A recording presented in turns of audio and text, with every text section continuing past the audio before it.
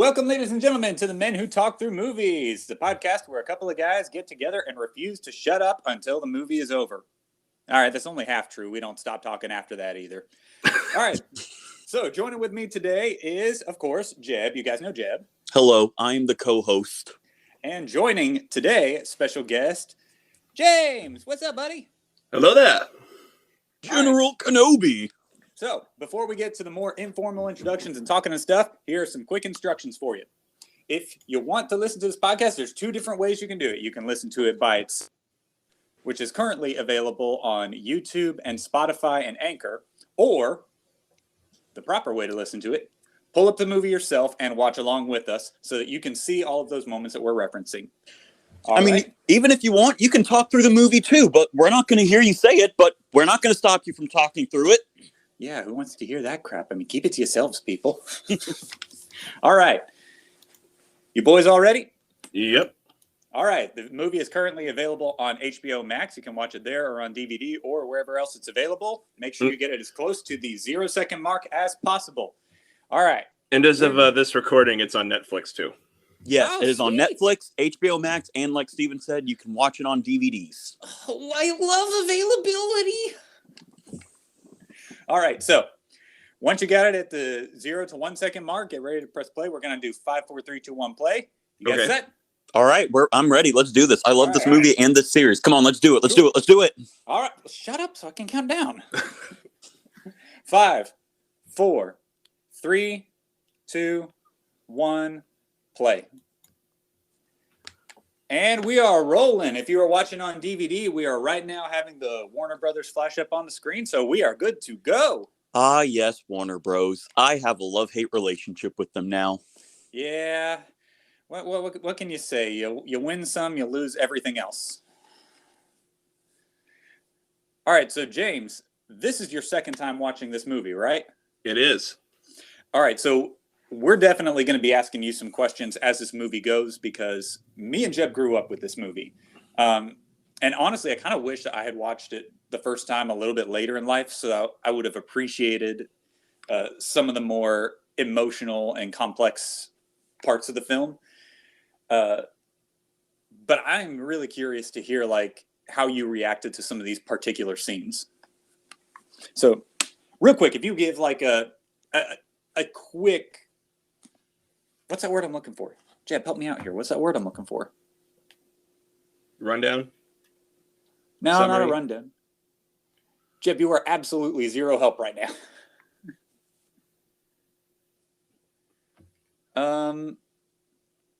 Not a summary, but a quick review. If you like a 1 to 10 in like a quick sentence.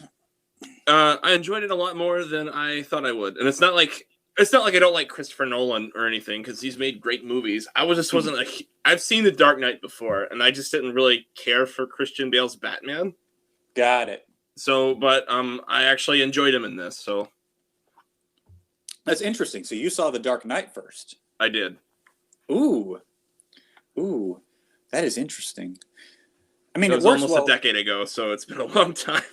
Yeah, and I mean, it works well enough as a standalone film, but I do think that this movie does help set the scene for the emotions that come later with the next movie. All right, so this brings out a very interesting perspective of Bruce Wayne. So I didn't know this until recently, but Christopher Nolan actually had very little knowledge of the comics, which is why a lot of this does not line up with the comic. Are either of you very familiar with the Batman comic books? Yes. Okay, so how closely did this and The Dark Knight kind of correlate with the comic books? Well, the one that, at least for this movie, is how they handled the League of Assassins. Mm-hmm. Of course, they changed it to the League of Shadows. And the biggest one is how they pronounce the villain's name. Because it's not Ra's al Ghul, it's Ra's al Ghul. Mm-hmm. And I think they made some joke towards the movie. It's like, am I saying this right? And I was just thinking, no. And I don't know if that was on purpose or if that was some sort of meta joke, but That reminds me of, okay, so I don't know if you guys have seen this, but like a long time ago when Was it when Obama was in office and Hillary Clinton was sent as like the ambassador to the Russians, and they pulled out this like cheesy little like reset button to reset our relationship with Russia, and then after that they start talking about it. It's like, now we tried very hard to find the right Russian words. Are those the right words? They are not. Oh, they are not. Okay. I just found that humorous. Anyway. But me and Jeb have talked about this like personally before with the recent Superman perspective. How Superman is now the more realistic. This is what Superman would be like in the real world. That's a lot of what Christopher Nolan was intending for this Batman, I found out. Exactly, because Joker is just a crazy guy. It's not like he fell into a vat of acid or anything that ruined his life. But because there's the scene in the second one where he's with the cops and he actually doesn't have makeup on. Mm-hmm. So there, because he's just wearing white stuff on his face. Yeah, and I appreciated that. I'm not a fan of the whole acid thing, but that's another movie. We'll get to that when we get to The Dark Knight. Yeah.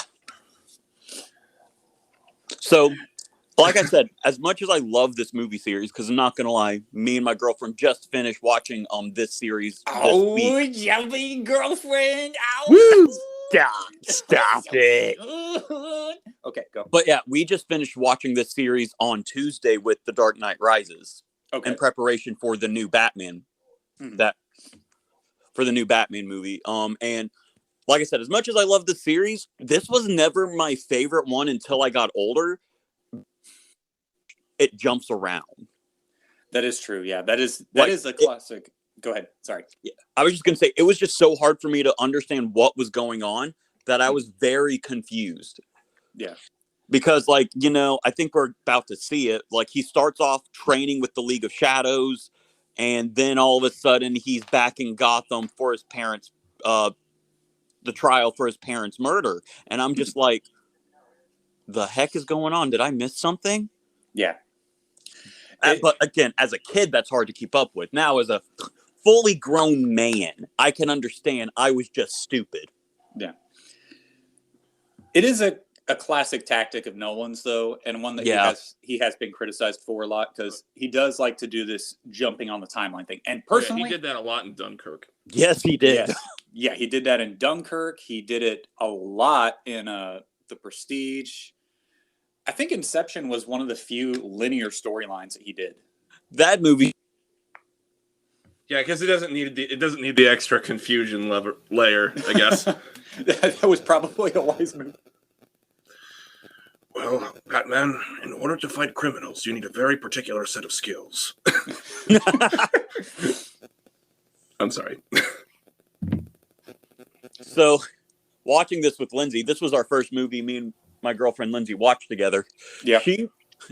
Because she's seen Star Wars, which Liam Neeson is in. Mm-hmm. He dies in that first movie. Yep. Mm-hmm. Liam Neeson, in this movie, dies in the first movie. That's true. That is true. And he technically dies in the first Chronicles of Narnia. But he comes back to life, though. You just blew my joke, man. But I had a funny all prepped, and you're just like, no, I'm gonna stop it. I'm sorry. But no, so she was like, man, he just can't never make it through the first movie. And I jokingly told her about Sean Bean. Oh, she was so confused, though. She was like, Jeb, because she's not good with actors and faces and names. So she's like, why does this guy from Lord of the Rings have anything to do with Batman? And I'm like, babe, you're not understanding the joke. I'm telling you, Sean Bean dies more than this other guy. And she was like, I think I lost you there for a moment. You still there? We've lost Jeb. Oh, no. He's wandered too far off the path. Dang. Apparently, I just heard y'all lost me. I can't let my phone turn off.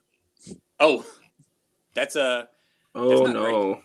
Yeah, because I've been trying to add input a lot during these first 10 minutes, and I'm wondering if y'all have been hearing me or not. Not that just established that y'all have not been hearing me. So I cannot let my phone turn off. That's not great, my friend. That is not great. No. Let me test it with mine real quick. All right. You guys hear me? Yeah. Yeah. Well, I think it's because since you sent the link through Facebook Messenger, my phone didn't take me to the app, which I have. It just took me on the website through Facebook Messenger. that's really weird. Yeah, so, but anyway, like I was saying, first movie me and my girlfriend watched, she got confused when I brought up Sean Bean, and I told her, babe, Sean Bean has nothing to do with Batman. And she was like, why the heck did you bring him up then? And I'm like, because he dies more than Liam Neeson. He dies all the freaking time, and it's hilarious. As someone that has read the books, I'm kind of convinced that the reason why they cast Sean Bean in Game of Thrones was because they could kill him off at the end of the first season. He's only in one book. So I feel like there was a movie I watched where he lived to the end, and I was like really shocked by it. National Treasures? Yes. the first Percy Jackson movie. Oh, that's true. That's true, because he was Zeus, I believe.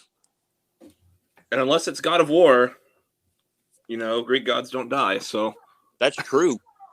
There you go, Bruce. Oh, never mind. Jiu-jitsu, what are you, a weeb? Panther. I never heard of Panther style. I think you're making that up. Wakanda forever. Yes. This will be the end of Wakanda. But not of me.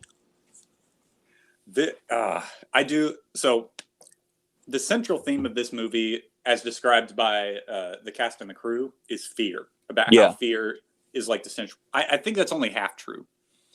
And I'll point it out more as the story goes along, but I think that it's more the conflict between fear and hope. Because hope is the overarching theme of all three movies. Oh, my favorite quote. Sorry, buddy, but we got to listen to it.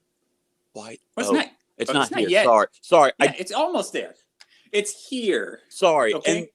And Dark Knight Rises, it shows that scene. Yeah. No, actually, it's the end of this movie. It's during his flashback when he's unconscious. I think it's both. And why do we fall? So we can learn to pick ourselves back up. Mm-hmm. Oh, I love that. Okay, sorry, buddy. As you were saying. No, that's okay. Yeah. I mean, that was just a quick one-off thing. But why do we fail? So we can learn to pick our grades back up. I mean, you're not wrong.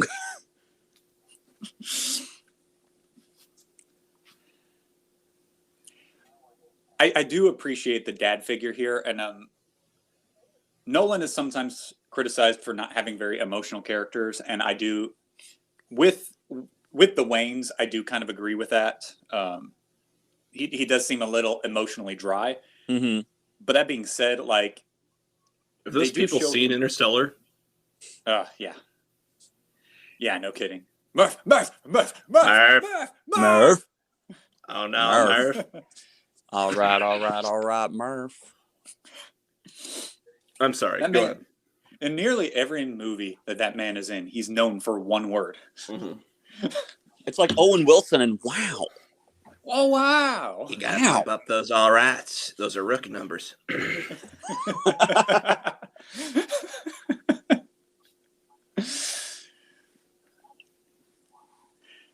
The Waynes are presented as being just such, like, wholesome people.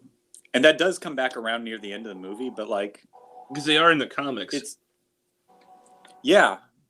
I've seen a couple of adaptations of the Waynes being, like, these semi-corrupt people, and I'm like, and Joker that loses all the punch. Yep, Joker did that. Wasn't it in the Telltale version of Batman they were semi-corrupt? It was. That was the big one. Yeah. There was another... Because at this point, I've gone through and watched most of the animated movies because some of them are really good. Yeah, they really are. I wonder what they're watching. I'm not sure what they're watching, honestly. Some opera, that's for sure. You know, it probably would have behooved at least one of us to research what this opera was. Maybe it's not even a real opera. I feel like it is one. I feel like I read that at one point, but I don't remember what it is. She figured this was better than Marcus Zorro or whatever, because that was the movie they were watching when they got shot, or before they got shot. That's true. That's true. Is it Faustus?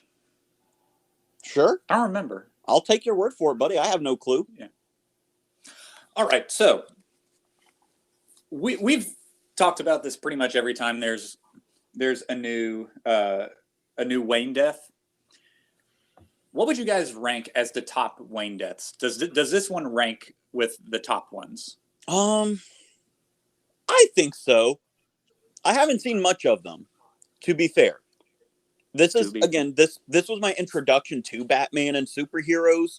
Mm-hmm. So this one always stands out to me. Gotham, the TV show, season 1, episode 1, that one stands out to me. I can't really think of any others that, oh no, I lied. I'm going to get a lot of hate for this, but I'm going to talk about this movie because I actually like this movie. I'm pretty sure I'm going to agree with what you're about to say. Batman v Superman, Dawn of Justice. That's what I thought. Yeah. I just really want to see him, because his name escapes me. I want to see him play Flashpoint Batman. Because that's Thomas Wayne. Yeah, Dean, what's his name? Jeffrey Dean Morgan. That's it. Yes, yes, him. I was going to go with Dean Bean. Dawn Bean. But no, Warner Brothers is being stupid, getting rid of the entire Snyderverse and getting Michael Keaton back for Flashpoint Batman.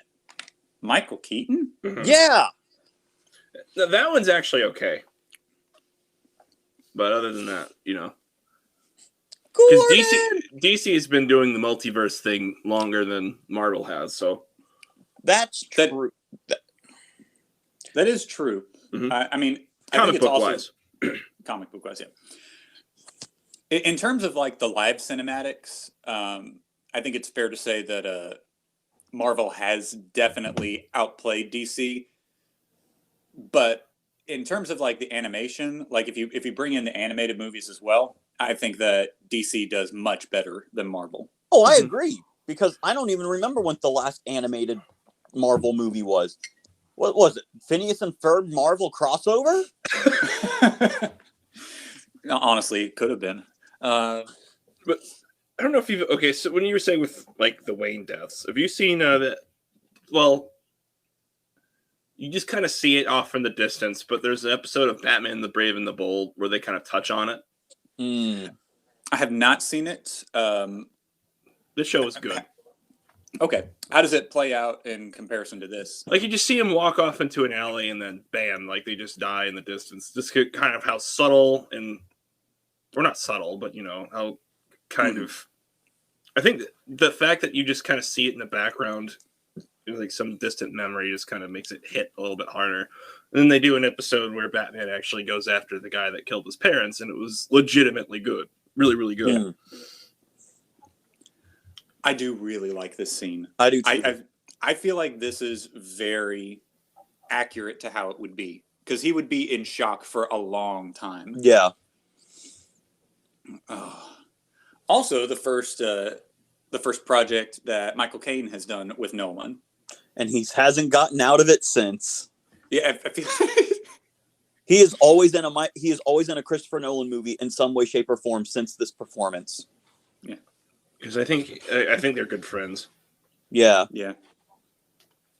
It's like he's working with The Godfather. Every time I get out, they pull me right back in. All right. So throughout this talk, I want to ask you guys a series of question of favorites. So since this is a Batman movie, favorite Batman? Kevin Conroy. It could be any of them. Video game, voice actor, live action, favorite Batman? Kevin Conroy. Amen. I'm going to have to go with this one because... No. Batflick. Batflick? I like Batflick. I thought he was all right. This is my number 2, but I really love the raw realism and the anger that Batflick shows. That's fair. I have to go with Christian Bale because he was my first, but I will say because I saw the new Batman. You might want to phrase that a little differently, my friend. You guys know what I mean. I know what you mean. But I will say Pat Pattinson because I saw the Batman on Thursday night. Nice. Oh, yeah? He's a close second because that movie like puts more of Batman's detective work. Okay. And that's something we don't really get to see. I mean, we see a little bit with this Batman, but not much. But like the Batman was solely a Batman detective movie. Gotcha. Okay. So kind of harkening back to the old comic book style. Yeah. I will It looked say a lot my like only Batman Year One. Yeah, my only complaint with Battinson though was, and I think the guy I watched a review of the Batman said it best, and I'll use this Christian Bale because that's just the one this Batman because he referred to it. Christian Bale's Batman plays 3 different characters: Yes. Bruce Wayne and the public, Bruce Wayne with Alfred, and Batman. Mm-hmm. All of which feel different and distinct. Yes. Battinson just plays a broody person in all 3 areas. And that's it kind of, Yeah. But again, this is what sets Nolan apart from difference because that was his intent. His intent was to give this like multifaceted view of Batman. Yeah. All right. Interesting thing. All of these fight sequences that you see, every single one of them, Christian Bale had memorized. Wow. Yes, he used a stunt double to do some of the more dangerous stunts, but every time that he was allowed to do a stunt or a fight scene himself, he did it. And that was he actually ticked off the fight coordinator because the fight coordinator would show him like a series of movements, or they would go through like a fight sequence. And then 30 minutes later, he would come back and he'd have it perfected.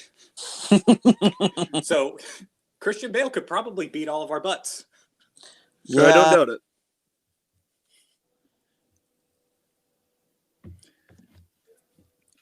In terms of a character arc here, I really like that they gave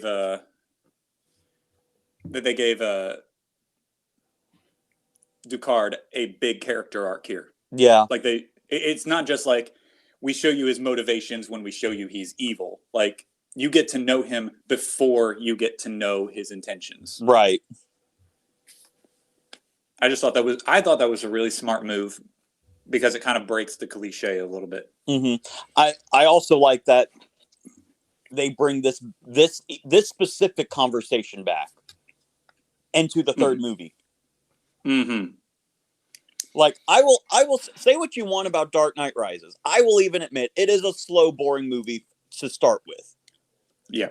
But the themes and social commentary that it talks about is so good. Yes. Yes, because all 3 of these movies, it's true, but definitely with Rises, it's a critique of the nature of the day. Yeah. I still haven't seen Dark Knight Rises yet, but I will get to it eventually. The only reason that I have major issues with it, I've noticed, is, well, okay. First, the pacing is a little bit slow. I'll agree with that. It was better the second time I watched it, but it is definitely still slow. My biggest issue with it is Catwoman. I hate every scene that she's in. But I mean, like, I've always had a vendetta against Catwoman. Like, I'm not a big Black Widow fan either, but I can tolerate Black Widow. I do not like Catwoman. Yeah. My next question. Yes. Favorite Alfred? Ooh. That's a tough one. That is a tough one. Because I do really like this Alfred. Yeah, I love Michael Caine's Alfred.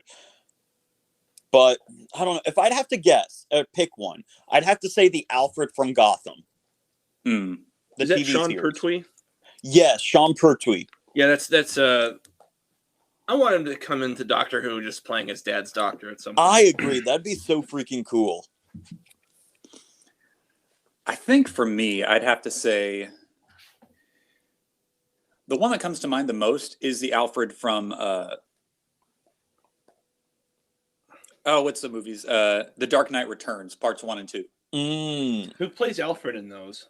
I'm not sure. I suck with actors' names. There's very few actors I know, and the only one that I really keep up with is Gary Oldman. Mm-hmm. Who's one of my favorite Gordons? Oh, he is best. Yeah, I really like him as Gordon too. Yeah. Oh my gosh. I have you guys seen him in The Darkest Hour? No, I want to though. Dudes, oh my dudes. Him as Churchill was like the only choice. There could not be a better Churchill.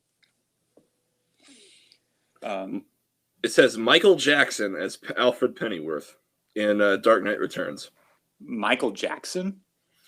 This is a different one. It's not Michael Jackson. I sure hope so. This guy was a radio commentator who was British but lived in Los Angeles. Hmm. Okay.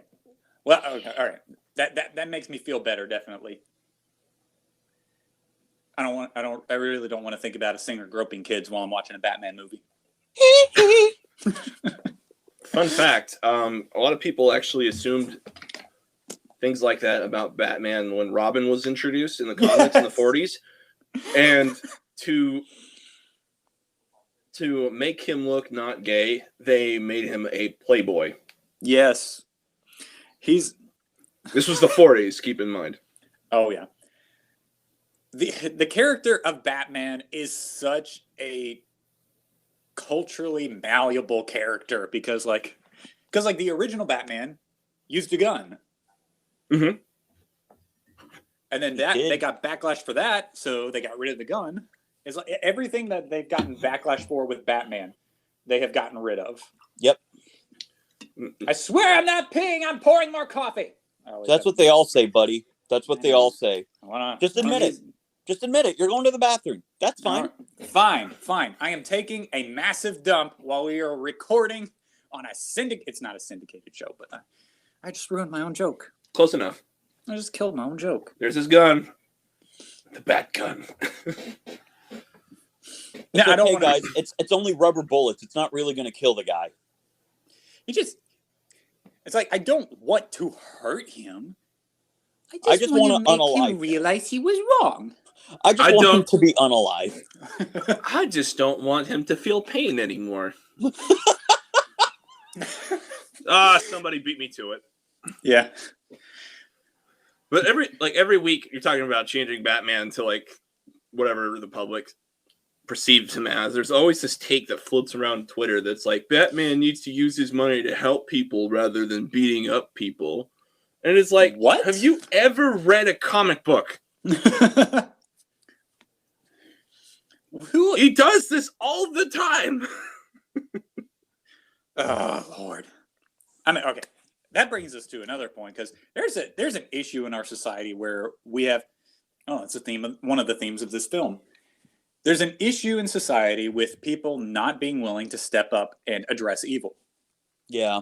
It's ridiculous how long we let this play out. I mean, we all come from Southern Baptist households and Southern Baptist school. There's been an issue in the Southern Baptist Convention of tolerating leaders who are doing sexually immoral or evil things. Mm-hmm. And it's taken quite a few years to even begin the process of cleaning house. Yep. And just like with here, I mean, like the city is being ruled by a mob boss, but even the people like Rachel and Gordon who are willing to do something about it, they don't have the means to do it. And so everybody's just kind of stuck. You either leave the city or you live by the city's rules. Yeah. And I think I've talked to both of y'all about this separately. I don't know if I mentioned it in last week's episode of the podcast, but I feel like we are the generation that is going to take a stand. I sure hope so.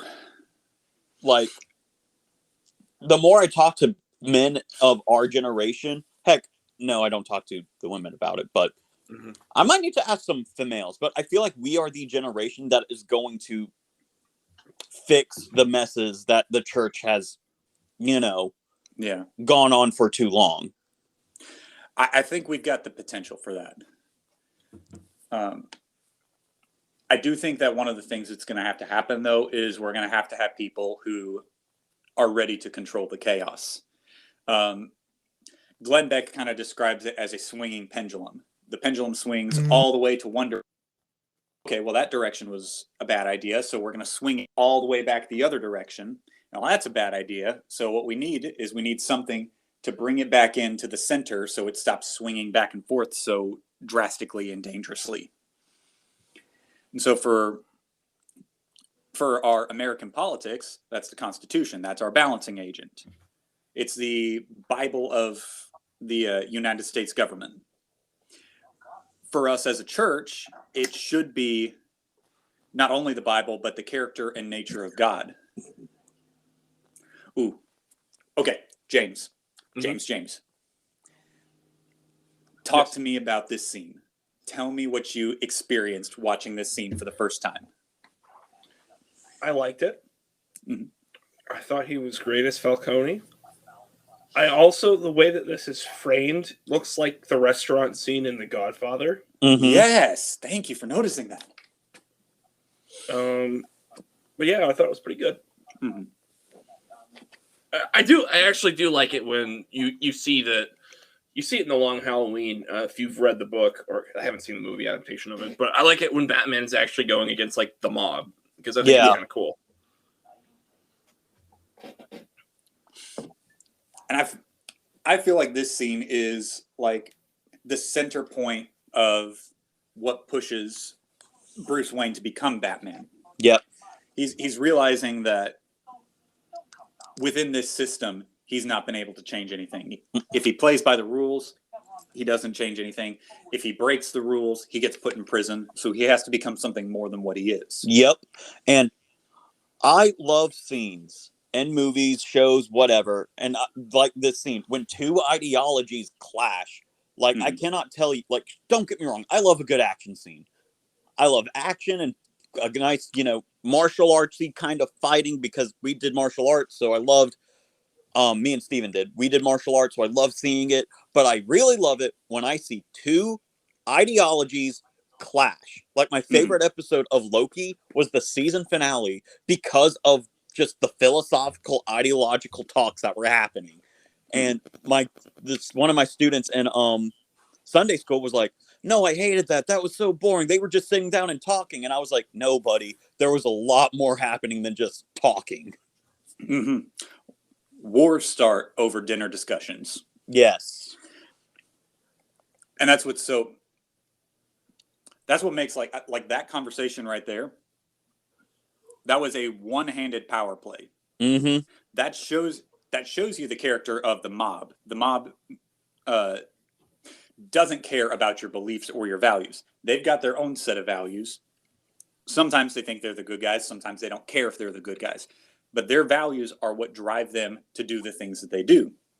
And unless you change that, unless you change their values, you're not going to change anything about the mob. There's nothing you can do except for bring them down.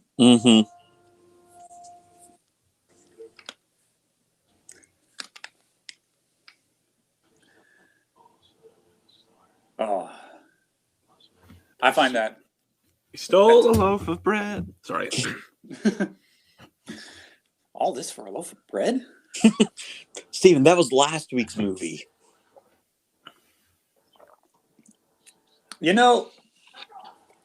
I get what he's saying here, that,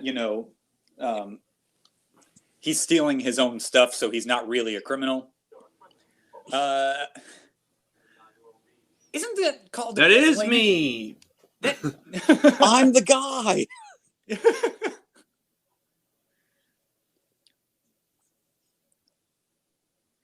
And here again, we've come back to the center point of this film being fear.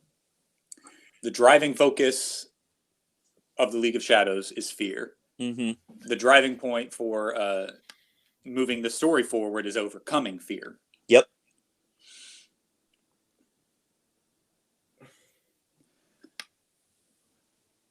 And now we're a bunch of druggies. Well, what can you do? Not do drugs, that's for certain. Yeah. Kids, don't do drugs. I swear, officer, I'm only following Christopher Nolan's example. Officer, I can't take you seriously right now. You're like my greatest fear or something. You're like a swarm of bugs. I can't take you seriously right now. Officer, I'm really trying to have this conversation with you as a rational human being, but you have a striking resemblance to Nancy Pelosi with a scythe right now.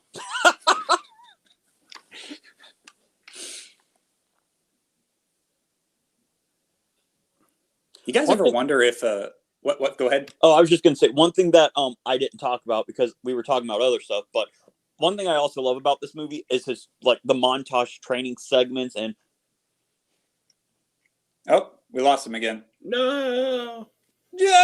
sorry, I didn't keep my phone open. But one thing I love is the training segments and the montages of either like in this movie or with him becoming League of Shadows member, and then I think later we see a montage of him basically getting his gear to become Batman. Yeah, I love seeing montages. Call me cliche, but I like a good montage. Another thing that Christopher Nolan intended, he intended for Batman to take like a process. It was like a buildup of him realizing his values, getting the tools that he needed, and then putting it all into a working piece. Because the theme of all of the Batman movies before this one was that you would see the villain first, the villain would do something, and then Batman would just appear and stop it. Mm-hmm. Or like the metamorphosis of becoming Batman was just throwing a couple of dollar bills at it. Right. Whereas in this movie, you watch his internal struggles. Yeah. And then you see him testing the equipment. Yeah. And one thing I've always said about these movies, because I've said it before in one of your other podcasts, that this series is not a Batman movie. It is a story of Bruce Wayne becoming the man he needs to be. Yes. And it's a 3-movie arc and a 3-movie process. Because here, Bruce Wayne begins. Bruce Wayne is learning to becoming that man. Yeah. Dark Knight. Bruce Wayne becomes the hero that Gotham needs. Yes, he says Batman does, but it's really Bruce Wayne coming to that realization. And then Dark Knight Rises, Bruce Wayne realizes he needs to make a sacrifice for the city. Mm-hmm. Yeah, that was pretty cool right there. Yes. Most impressive. So something you were saying about like how Christopher Nolan was doing, like wanting to make a more realistic Batman, and with the Ra's al Ghul and the League of Shadows or the League of Assassins in the comics, they don't do the Lazarus Pit thing. Correct. Yes, they do not. He's like 200 years old, I think, when he first meets Batman. So yes, in this series, all 3 movies, there is no magic whatsoever. It is meant to be as realistic of a Batman movie as you can get. Yep. Like Bane, for example, in Dark Knight Rises, does not have Titan. He is just, Bane was a member of the League of Shadows who was excommunicated. Yeah. He's just stupid jacked. Yeah. Of course.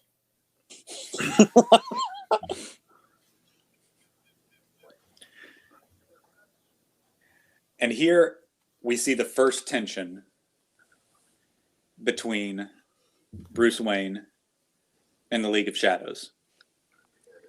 Because at this point, he just proved that he's on par with Ducard in terms of skill and ability. Yep. He's just proven that he can take him step by step, and he can outwit him if he can't outperform him. In nearly every way, they are equals. The only thing that divides them is what they believe. Mm-hmm. And that's what puts them on opposite sides like this.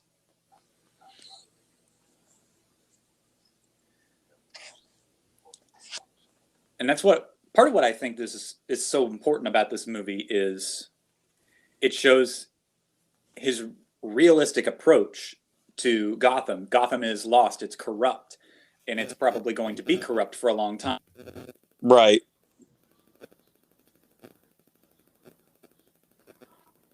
I feel like this. Go ahead. A great example that me, John, and Lindsay talked about Gotham and the League of Shadows is Gotham being Nineveh and the League of Shadows being Jonah, wanting God to destroy Nineveh because it's corrupt. That is an interesting idea. You know? I never thought of it until I watched Dark Knight Rises with Lindsay and John on Tuesday. Mm-hmm. Ra's al Ghul talking about himself like this was basically like that meme with Obama wrapping the medal around himself. Yeah. Yeah, pretty much. What is necessary? All right. Did you have any reactions to that moment, James? This moment? Yeah, with the sudden turn and attack.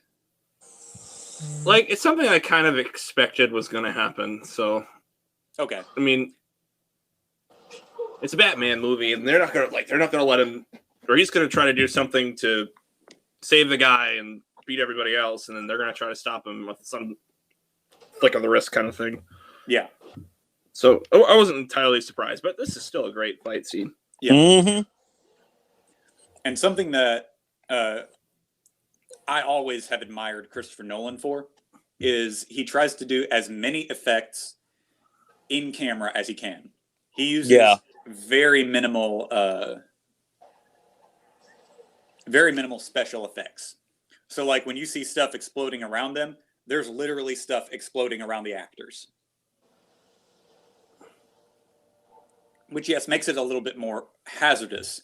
But at the same time, like, it makes it more fun for the actors, for the directors, and it makes it, honestly, more appealing to the viewers. I don't get why we have to do so much CGI when things like this right here, like, they're literally blowing up a building. Yeah. Like, I feel like if you do need to do and use CGI, also have practical effects so it at least feels real. Mm-hmm. You know? Like, yes. One thing I have to, as much as I do like Marvel, as we talked about last week, Stephen, I agree that not all of Marvel's top tier, most of it's lower mid-tier. Yeah. But if they literally just... And I get why they use like green screen and blue screen and CGI so much, because when they pop out 4 movies a year, they got to get it made quickly. Mm-hmm. But if they took their time, like early phase 1 movies, it would be great. If they had practical effects mixed with CGI effects, then that would be great, because at least we have something to look at, and we won't know that it's obviously just a green screen or a blue screen. Mm-hmm. Well, it's just with Marvel's philosophy of they've always been this way, whether it was especially with comics, but they always like to flood the market with stuff. Yeah. Mm-hmm.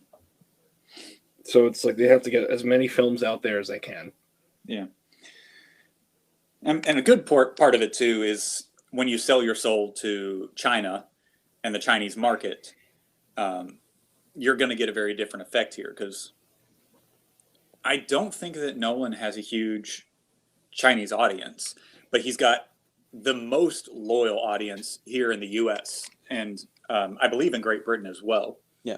I was talking to someone about Nolan and his filmmaking, and he's like, the reason people don't like Nolan movies is they have to think. Yeah. Like, even these Batman movies, you have to think. And it might not be as hard, but you still have to think of the symbols and the social commentary Nolan is talking about. And, it's not... I'll be honest, I love thinking in movies. Challenge my brain. Make me question the things I'm watching. Mm. Whether it's The Prestige and, who was who in the whole movie, Or in Batman, let me think about the social commentary that's plaguing our society at this very moment. Yeah. And another tangent I'm about to go on. Isn't it odd and strange that a movie that came out almost 20 years ago, the things still apply to our society today? Yep. It makes it timeless. That is a problem. That a movie that almost came out 20 years ago, I think this movie is came out in 05 and it's 2022. So what, 17? Yeah. Yeah. A movie that is almost 20 years old. And we are still facing the same problems and the same issues as we did in 20 years ago. Mm-hmm. What does that say to us as a society? Yeah. Well, it's like it's very similar to like South Park. Because I don't James, I don't know if you've watched anything of South Park, but like I've been recently kind of going through it. First, it's surprisingly, less profane than I thought it would be in Well, it's always some fresh episodes. because they literally make it takes 6 days to make an episode. 6 days, yes. And that's I watched the documentary on 6 Days to Air. That was a good short little documentary. But yeah, from coming up with a concept to putting it out on the screen, it is like 6 days from idea creation to production finish. But yeah, kind of like with this movie, the same social problems that they're dealing with here,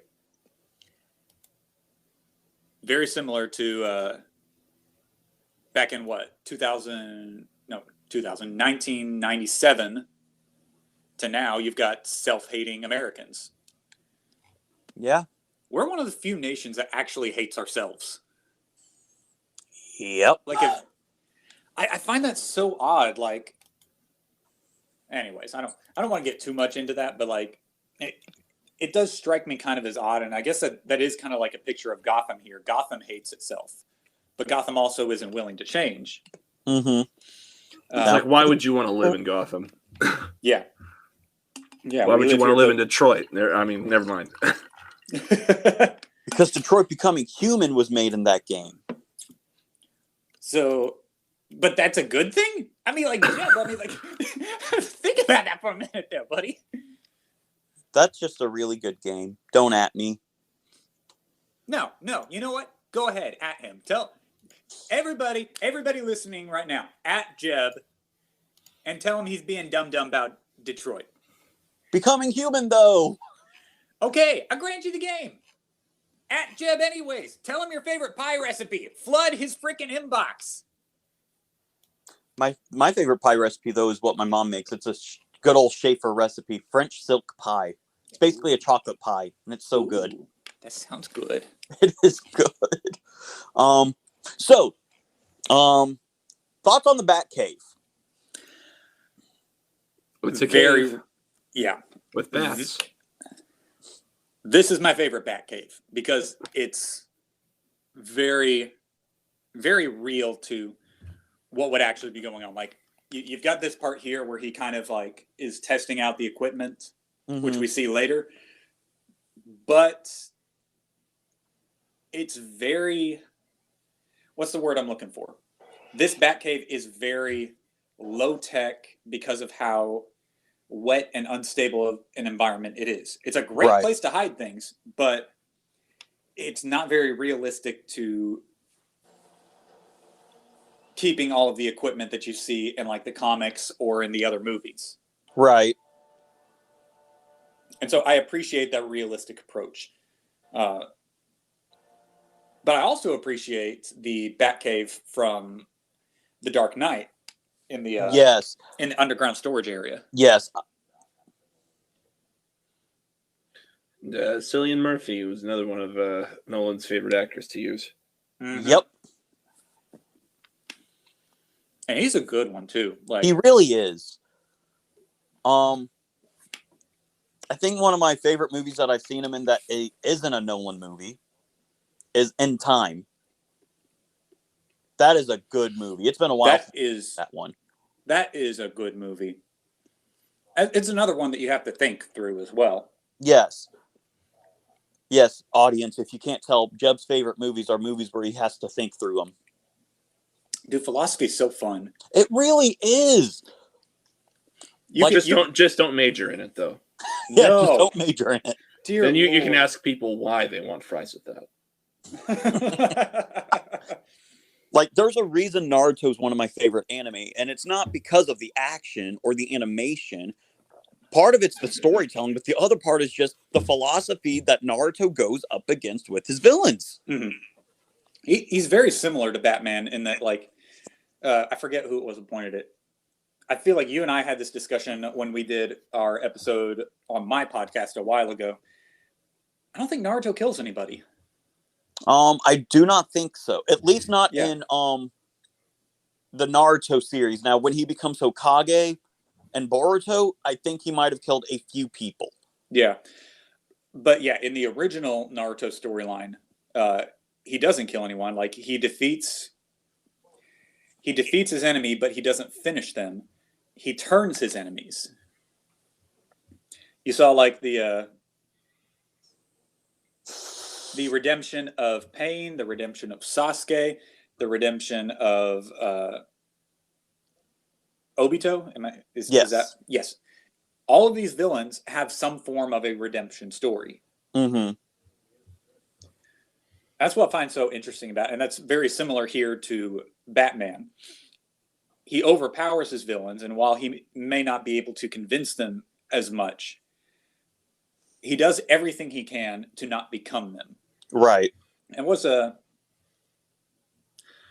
was the one? Batman Under the Red Hood. You guys both seen that one? Yes. Yep. Oh, that's so good. John DiMaggio is a criminally underappreciated Joker, by the way. That's fair. That is fair. And you were saying about favorite Batmans. Bruce Greenwood was actually really great as Batman. Yeah. This is true. Lucius! Well, Mr. Wayne, you better start swimming or you better start dying.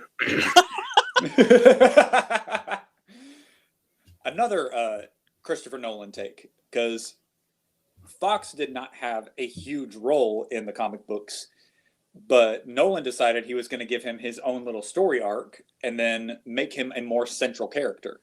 Yeah, because since Batman Begins, after that, everything that came after that with Batman, Lucius was more of a prominent character. He's like a second Alfred.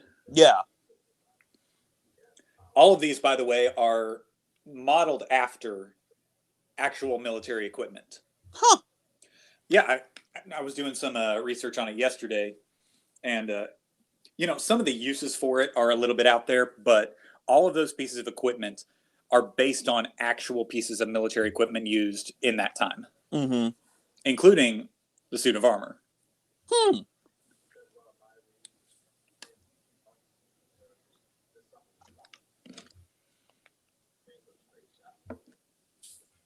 So you guys know Liam Neeson, right? Yeah. Yep. Y'all think Liam Neeson quotes his movie lines during sex? Well, Probably brags about his particular set of skills. well, now I'm thinking about it. I don't know. Some of them would not go over very well. Do not cite the deep magic to me, witch. You're stronger than your father. Midichlorians would do fine.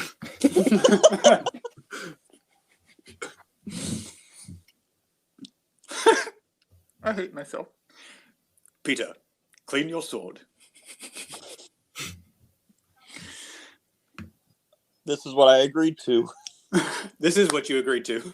Jeb, do a podcast with me. We'll just talk through movies about anything and everything. Well, this counts. He's not a tame lion.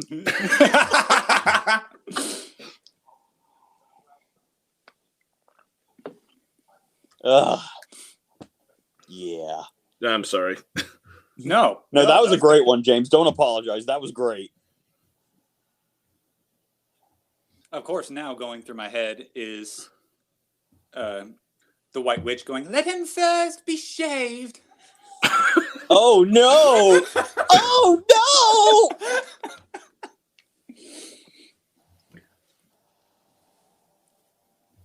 Yay. The Batman montage. I do love watching, like we were saying earlier, it's a process of him becoming. Yeah. Fun fact about this movie. This was the last Batman movie where they made his cowl like I think they made his cowl like a part of his cape, and so he couldn't really turn his head very well, so he'd have to move his body. Yeah. But when they did the Dark Knight, and then later they actually made it to where he can move his head around just fine. Yeah. Without having to move his body. I wonder why it took him so long to do that. Well, at least we'll have spares. I don't know, but I really appreciate that they fixed that because that really irritated me about the Michael Keaton Batman. Yeah. Kid looked like he had some kind of a disease walking around. Or like he always had a broken neck. Yeah. The actor for Flash is actually freaking awesome. I love him. Now, I mean, like, I don't keep up with him, but like he nailed this role. He really did. I will say though, I'm a little sad. Again, this is just me who watched Gotham. I need to finish that series though. Mhm. I wish they got Harvey Bullock as his partner. Yeah. That would have been so good. Harvey Bullock is a great character. I don't know if I already asked, but I think we all kind of agreed. But favorite Gordon? I don't know if I asked that yet or already. I think other than like maybe the 90s Batman movies, I don't know if there's been a bad Gordon. That's fair. Yeah. And he's one of my favorite DC characters, period. So I heard Jeffrey Wright's really good as him. Yes, I enjoyed Jeffrey Wright's Gordon and the Batman. I would have to say this is my favorite. But, I mean, I'm very partial to Gary Oldman. He is definitely... He is my favorite actor, as I've said many a times, and as I will probably say a few more times during all three of these movies that we do. And at least his voice doesn't sound stupid. Batman's voice doesn't sound stupid in this scene. That's one of the reasons why I'm not a huge fan of his Batman. The Batman voice? Yeah. He just sounds a little juicy. It sounds like he smoked 6 packs a day. Yeah. That was actually a Christian Bale creation. That's what set him apart from the other actors who were auditioning for it. Yeah. And yeah, I can see because in this movie it's not as growly and then he goes full on the growl. Yes. But I mean, come on. You're telling me, where is she? Come on. It sounds dumb. It's yeah, I know. But it's classic. Where would the other drugs going? Wait, that's it. Batman doesn't wear hockey pants. Or no, that's the next movie. I just lost my voice. Hello, Governor. Where are the drugs going? Where are the other drugs going? Those are some funny videos. I don't care what you say. I actually do. I think his Bruce Wayne's actually okay. Yeah. Yeah. Well, like we were talking about earlier, this is not a Batman story. This is a Bruce Wayne story. Mm-hmm. But you could say, arguably, like they say at the end of the movie, that Bruce Wayne is the disguise and Batman's the real person. Mm-hmm. That is fair, too. Yeah, he puts on a public show to keep his cover. Me and my wife are watching through Chuck right now, and it's similar in that he's got to keep a cover and a public profile, but very different because Chuck himself is the same undercover as he is out in the open. I really need to watch that show. I hear it's such a good show. I've seen like the first 3 episodes. It's pretty good. It's very, very cheesy in some parts. And, have you met me? Cheesy is my middle name. That is true. That is very true. I mean, we're a cheesy group, anyways. We really are. Like I've been moving quite a few of our YouTube videos onto other video platforms because you never know what's going to happen with YouTube. So I've been moving them over to other platforms so that we have them other places and can build a wider audience. And there was somebody that commented on our "You're Wearing Him Out" video and said, "Wow, this is crap." Yeah. But I was like, dude, you just made my day. I get pumped when somebody thinks that something that we did was stupid. It's like, yes, duh. That's the whole freaking point. Yeah. That's why in the comments of most of our stuff now, I put embrace the cringe in all caps. Like, just embrace it. That's true. It makes life more fun.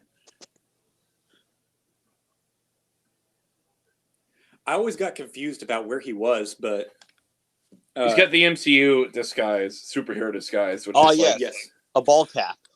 ball cap over under a hoodie. yes, He just needs the sunglasses, and it's perfect. I do.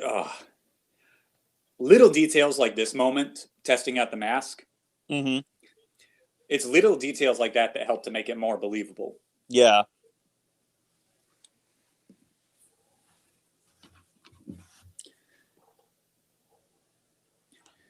Oh, and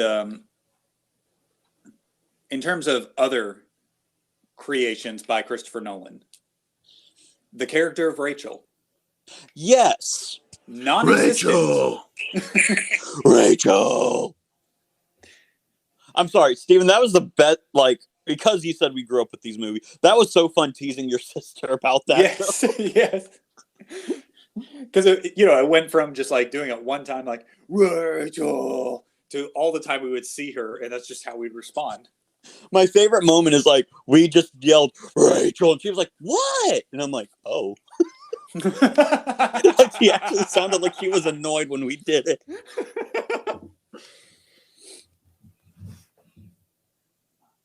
But speaking of Rachel, That looks like my car.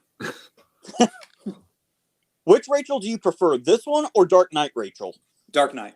I agree. I haven't seen Dark Knight in so long. I can't make a proper comparison. Even though I think Katie Holmes did really well in this movie, I can't watch her acting without thinking precision of language. What about Rachel in The Dark Knight Rises? You forgot that one. Oh. Yes, Catwoman. That was a good scene though, where she dies. Yes. So my favorite joke from one of my favorite YouTubers that I haven't watched in a while, but I probably will because I love talking about them. When Blimey Cow did when Blimey Cow did the Batman reviews, they were talking about and how they were talking about how Rachel changes in every movie. Yes. And they had 3 different girls as Rachel. I don't know. That lives rent-free in my head. His Batman videos were great. Yeah. You guys remember the one where Sarah is on the phone talking to Bruce Wayne and he's getting all ticked off and everything? Yeah. And then he answers his phone. Hello? Who is this? Darn you, Alfred! I like the one where it was like Batman at a Halloween party. Yes. Yes. I think my favorite one is the review of Dark Knight Rises, just because of one line. Because, Jordan as Batman's all like, Dark Knight is the pinnacle of film. Nothing can top it. And then he talks about the Dark Knight Rises, and he's like, Dark Knight Rises is now the epitome and the pinnacle of film. The only complaint I have, though, is Bane. I thought he was on my side until he broke my back.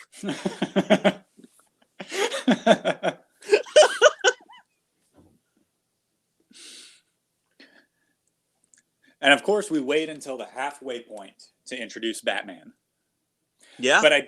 But that does give the reveal a lot more punch. Yes. And a classic meme. Yes. I do. Where are you? Here.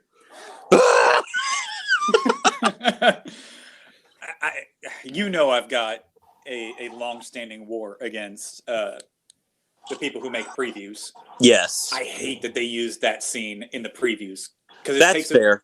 It takes away from the punch. It's like it really, really does. My thing with previews are when they show the last scene or close to it. as much as I don't like the Star Wars sequels, I will give them credit. Like when they did the trailers for the Force Awakens, Yes. it just showed us stuff with no context, nothing huge. Yes, and it was great. So Rey being the protagonist was a surprise. Yes. Yes. If only she were a well-written character. Yep. Agreed. I mean, I went into that movie thinking that Finn was going to be the protagonist. And also, if only Finn were a better written character, because you had a good setup and you ruined it. If only the sequels were better written. Yes, because I mean, like, I appreciate the direction that The Last Jedi was going. It just it did need a little bit more work in order to make it more succinct and enjoyable. Yes. Because again, what I tell people is I like The Last Jedi. But here's what I like The Last Jedi about. The Rey, Kylo, and Luke parts. I don't care about the rest of that movie. Yeah. And the Battle of Crate at the very end. I do not care about anything else in that movie. Yeah. Okay, this scene. Okay, this scene. Okay? Yes, okay. Whew. This leads to a pet peeve of mine that has been bugging me for ages. Okay, Steven, let me hear it. Because you have very strong feelings about this. I do. Women's self-defense myths. Guns are better than tasers. Guns are better than tasers. Tasers only work about 50% of the time. But additionally, did you notice how when she got surrounded, she turned around, slapped the first guy with a purse, and then turned around with a taser to the second guy? Yes. No. I get that there's very little that you can do in that situation. I mean, she really was backed into a corner. Right. But that's kind of the approach that a lot of people take with women's self-defense. You guys know the Kubotans, those little like pokey little metal stick thingies? Uh-huh. Yeah. Useless in a fight. Absolutely useless in a fight. And we hand them out to girls to protect themselves. Mm. I don't like giving something to girls that is more likely to be taken away from them and used against them than it is to be useful for them. Right. I mean, because that's my purse. I don't know you. Boom. I'm gonna poke you with my pokey stick. I'm gonna stick you in the eye. Good shot. Right here. It is a good shot. It is such a good shot. Wait, wrong movie. This Gotham City is actually supposed to be modeled after Chicago, which is what makes it feel so different than most of the superhero stuff. Most of the superhero stuff is based around New York. But they decided they were going to model Gotham after Chicago to give it a different and darker feel. And it also gives commentary on Chicago. Yeah. Like all these cities that used to be great at some point. It really is. All these cities that used to be great at one point in time and were the thriving central growing points of the United States are now like falling to pieces. They really are. Like San Francisco, Chicago, especially Detroit. New York City goes through its ups and downs all the time. Atlanta's on a downswing. So this scene, it speaks to me because this scene right here, guys, every time. So my love for this series is anytime I would see Bruce work out, I would do push-ups along with him. You're going to do push-ups right now, aren't you? I would never. Yeah, I do. I am. You know what, Jeff? I used to be able to do this. I wonder if I could do the whole, leaning on my feet thing.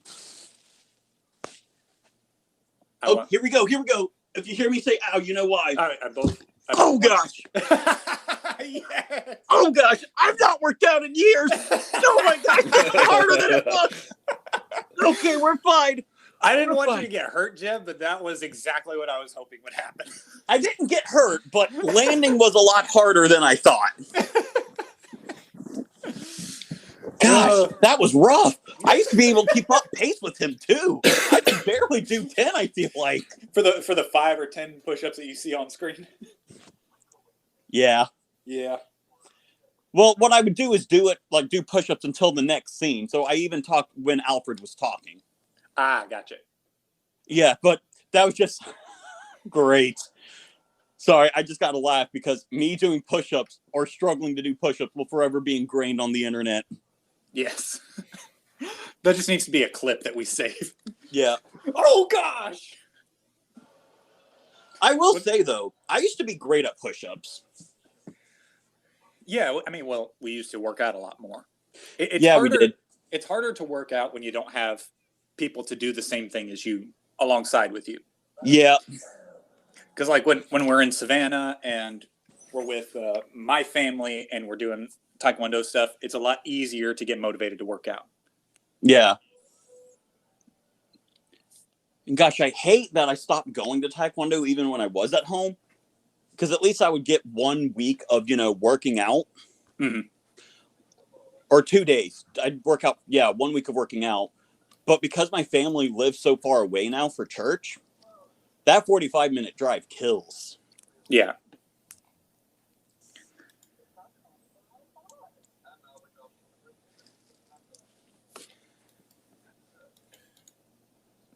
Last week we did Aladdin, and we talked a little bit about Gilbert Gottfried. Yeah. I'd love to just insert his voice at random points throughout other movies. That would be really great. It would be. Like, why do we fall? So we can learn to pick ourselves up. Or right here. I think the Batman deserves a medal. I was going to use the scene of, well, I'm buying the hotel. They actually got him in a Smiling Friends for one scene, and it was great. Yeah. No, Bruce, you said it wrong. You need to say it like, Rachel. Oh, and you said it wrong too, Katie. It's precision of language. I will say, like, her acting in The Giver annoys me so much, but she was in The Giver. Yeah, that's where that comes from. Yeah, I haven't seen The Giver in so long. Because she was the annoying mom, where that was the only thing she would say. She'd get pissed. She'd get all ticked off anytime that any of the characters would show any type of emotion, and then she'd just go precision of language, and it was just a really weird break in the. Anyways, that's where my hatred of Katie Holmes comes from. Fair. That's fair. That being said, she is a really pretty lady. She is. I actually think that she's more pretty than the Rachel in The Dark Knight, even though she's the better actress. Yeah.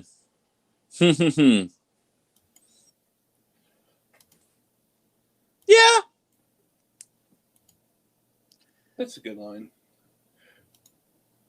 Watching this movie, like, there was the guy that was running the company for Bruce Wayne. I was looking at it and I was like, why does he look so familiar? Where have I seen him before? And then it's Rutger Hauer. Isn't Ned Batty from Blade Runner? Oh, I haven't seen that movie in so long. Is that Tears and Rain? Movie. Oh, that's him? Yeah. Oh. Hey, the guy who runs Bruce. Yeah. Guys, another thing. That's the voice of Xehanort in Kingdom Hearts 3. Dang. Man, he aged so differently. Yeah. Man, he became a different person. Rest in peace. It's really weird that he actually died in the same year Blade Runner was set. Wow. That is weird. That is weird. Coincidence? I think not. Bernie, don't Bernie me. This little rat is guilty. What was I gonna say? I was gonna say something before we got on a tangent. Yeah, I don't know. Another moment where there's a character that Nolan made more realistic. Yeah. Because Scarecrow was more supernatural, and he made him into a more realistic, I use hallucinogens type of deal. Right. So when did the nut take over the nut house? They scream and they cry. I just want to recast this entire movie into a comedy. Yeah. Okay. Gilbert Gottfried and Spider-Man. Osborn! We attack his Ouch! Am I? Gosh, that was not a good Gilbert Gottfried. But you know what I was trying to do. Yes. It was great to see him in the new Spider-Man movie. Who, Gilbert Gottfried or No, Green Goblin. Yeah. Oh, Seeing all those Yeah, villains back brought so much joy to me. I'll let y'all talk about that because I still haven't seen it. Well, to be fair, everyone knew the villains were coming back. Yeah. Which is why I'm talking about it. I wouldn't talk about anything else. Except that when we went to go see it, there were actually these two guys that were sitting behind my seat that were talking through the entire movie. Oof. Such jerks that would do that. I know. People It's just like, trying why to would you watch a talk movie. through an entire movie? People are just trying to enjoy Who their talks lives. through? I cannot stand people who talk through entire movies. Like, who the heck would do that? People are trying to enjoy this movie and watch this movie, and we have idiots who think it's okay to talk through entire movies. They don't That even should be a talk about the podcast. movie half of the time. Half the I know. time, they're just rambling on about other crap. We should do a podcast about that. I know. We should. They weren't. I have recording kids to feed. podcasts. It's a great line. Hold up. Maybe Okay, try okay. shawarma. My falafel! Where are the other drugs going? Where are the other drugs going? Does that one not work either?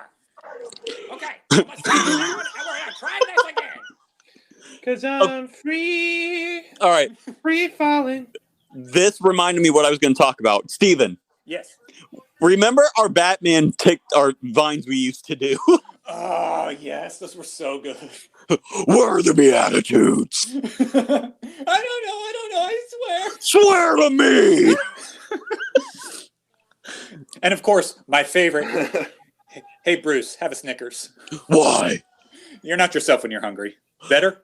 No, but that was delicious! My vines were top notch. Yeah. I miss Vine every day. I do too. If you can't, my saying is, if you can't be funny in 7 seconds, then you don't deserve to be famous on the internet. I mean, I don't know if I would go.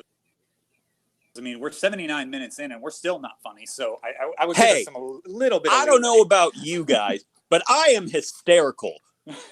Who was the one who tried to do push-ups when Bruce Wayne was doing push-ups and then kind of might have hurt himself? Well, you know, Jeb, hysterical does have two meanings. Oh, well, that's And awkward. that Hey, it's the moment shot does- from Smallville. That's true, yes. Which came... Did that shot from Smallville come first, or did this come first? I think this came first. Smallville might have aired first, but I think this came first because after this is when they started using it. Yeah. James, what did you think about Scarecrow? Because we're about to come up on another pivotal Scarecrow moment. What were It was your good. opinions on? Oh, look. This kid would grow up to be one of the most hated people in TV. Oh, Yeah. Because he's Joffrey. That is Joffrey. Poor kid. Mr. Batman, bring me his head. So I'm not gonna lie. Whenever they introduced John Blake in Dark Knight Rises, I thought they were referring to that kid that we just saw. Oh. It's kind of like how Marvel kind of retconned that kid in Iron Man 2. He's like, oh yeah, that's Peter Parker. I mean, yeah.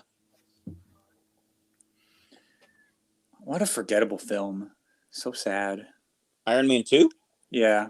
Yeah. It was the first MCU film I saw when it came out. Like it's not that okay. it's not that it's bad, it's just kind of forgettable. It was the film that introduced Black Widow. That's true.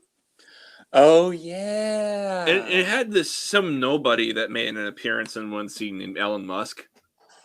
Mm. Really? Yeah, because the scene in the movie where that scene right here is really cool.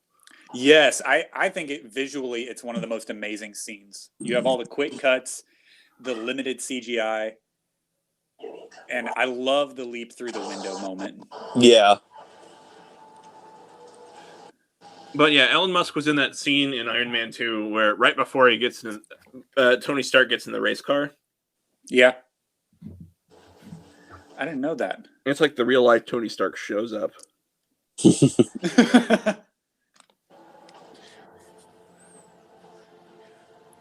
Be super funny if that was like an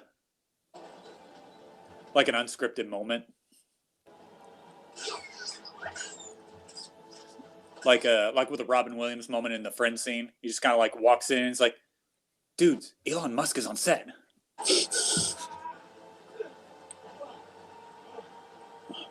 The music in this scene. The music in this movie. This is my favorite musical score in all film history. Yeah. Because it's got like that. It's got like that. Those ominous tones that they use during like the action sequences or the scenery moments. Right. But then it's just got those beautiful overtones that just come in, like the soft piano. I love the soft piano moments. This was the scene that I was thinking about earlier. Okay. Yeah. Because they do it again in Dark Knight Rises.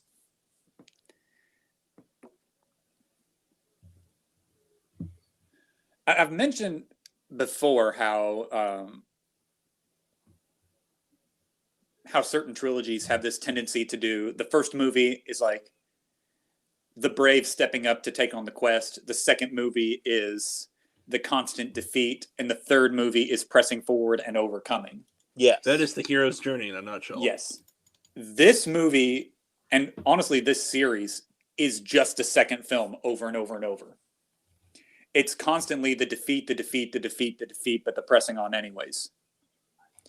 I could see that. Yeah, because like even when you end with The Dark Knight Rises, the battle isn't over.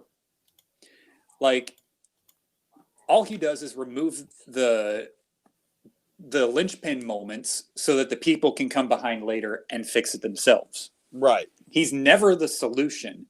He's just the one that removes the obstacles. And I think that's why they put such a focus on the politics of the movie, because Batman can never be the solution. Mm-hmm. He can only remove parts of the problem. Yes.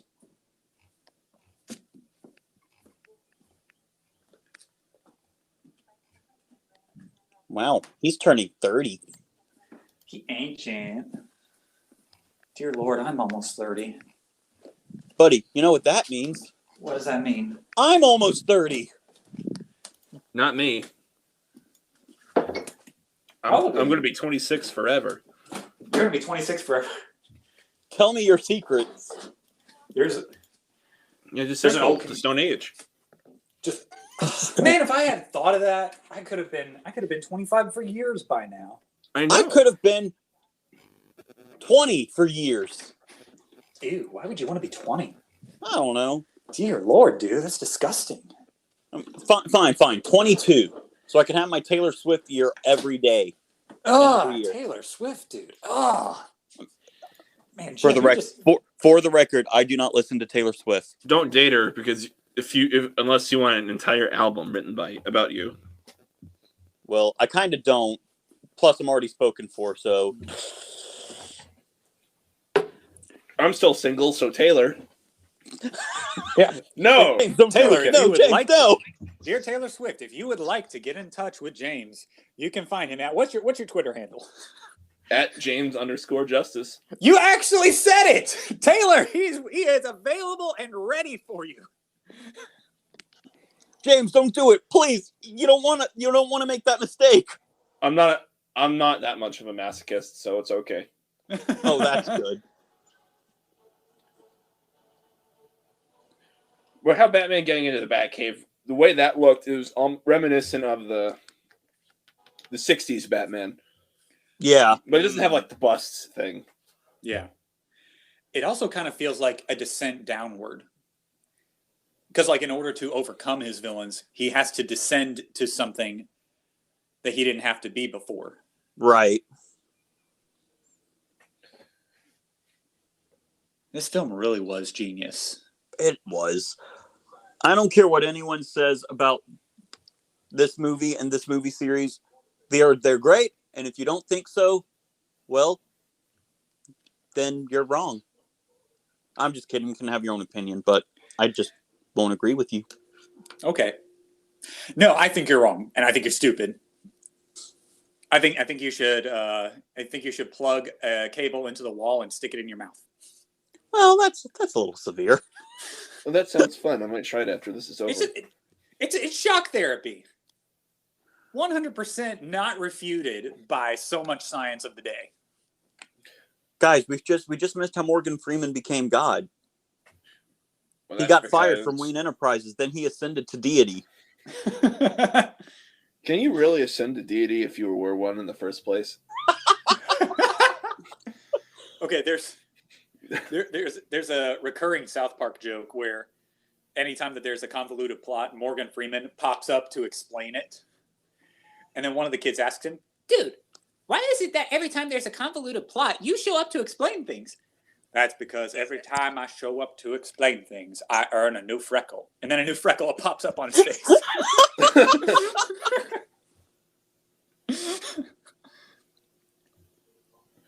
So we don't see Falcone again, do we? Yeah, I'm pretty sure that is his arc. I think for the rest of the movie that's it. He gets captured at the halfway mark, and that's it. I might be wrong. I think so as well. I mean, like, he's referenced all throughout the next two films because, like, his influence on the city was incredible. Yeah.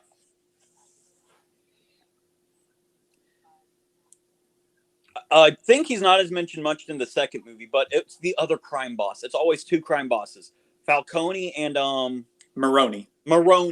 Yeah, because Maroni picked up the Falcone crime ring after Falcone went insane. Right. Here's another thing that's interesting. Every one of the protagonists has an opposite antagonist. So, like, for Batman, it's Ra's al Ghul. For Rachel, it's Stephen Crane. Was it Stephen Crane, or that's the author? No, I think, but Crane, Dr. Crane, Jonathan Crane. Jonathan Crane. Okay, Jonathan Crane, who is in the comic books canonically a descendant of Ichabod Crane. There's your fun fact for the day. Well, there you go. I didn't know that.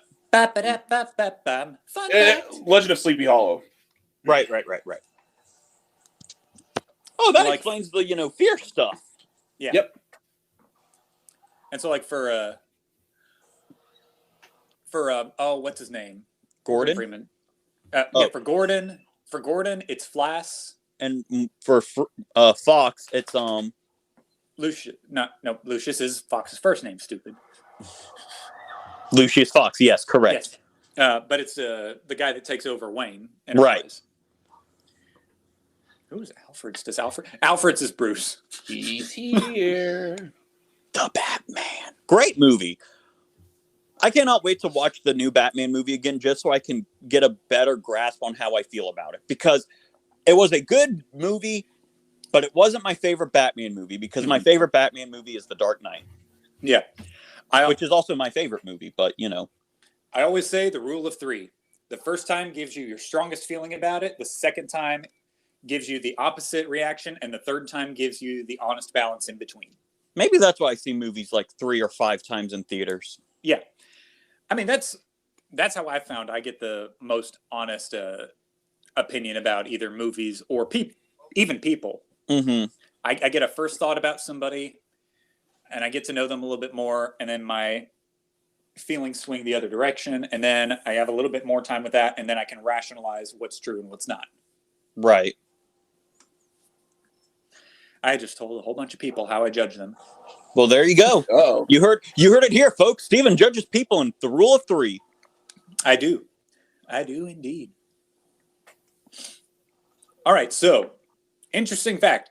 The martial arts style used here is named Kisei, and it is basically an adaptation of Spanish street fighting. Huh. It's very close to the body, mostly using like elbows, shoulders, and knees, which while not very, I don't think it's very useful most of the time. It works for Batman when he's surrounded by multiple people. Yes. Keeps things close to the body, easy, quick turns, simple strikes, meant for a knockout, not meant to be flashy and over the top, just meant to be effective. Hello, Atomic. My dog is here trying to distractify me.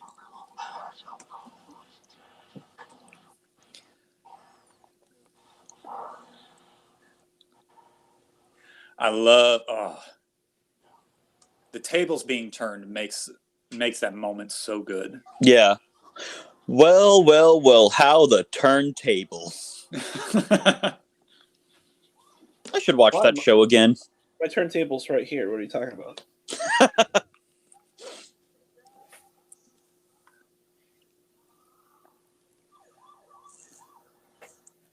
And of course, all right, so this shows you the difference again between Gordon and the rest of the police force. Yeah. And especially between him and Flass. Because at this, what rank is he at this point? He's lieutenant at the end of the movie, but... So I'm assuming captain? Captain's above. Oh, Sergeant, maybe? Know. He might, yeah, I think he's probably a sergeant. I don't remember exactly. All I know is he's a Detective Gordon. Yeah.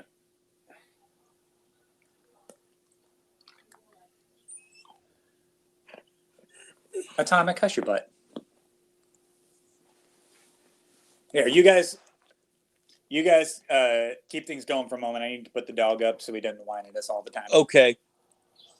We got this, I do believe. Don't we, James? Yes. Got what? No, I'm kidding. Because Batman and movies and one of my favorite movie series with one of my favorite actors and another one of my favorite actors.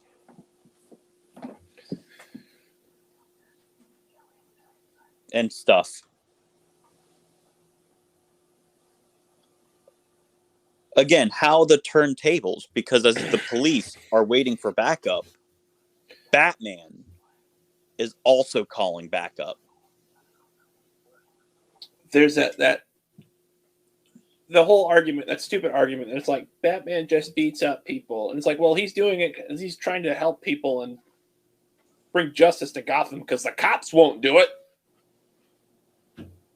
Because most of the cops are corrupt. Yeah. Yeah, how do you like it, cops? Here's Batman's backup. Fly, my pretties. No, fly, sorry. my pretties, fly, fly. I wonder, what is a group of bats called? A belfry? No. Research this. Y'all can still hear me? Yes. Cool. All right, let's see. It's called a colony. Take gummy chub. So Batman just called a whole colony. This is also Batman facing his fear. Whoa! The theme of the movie! Oh, I didn't notice his hand shaking before he threw that. I've never noticed that before. Well, crap. If we weren't talking through a movie, I'd go back and look. But I can't because we're talking through a movie. So I'll take your word for it. Oh, I never noticed that before.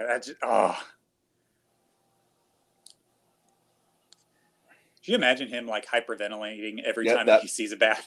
Yeah. Oh, I love this part because it shows Batman polite and with manners. Yes.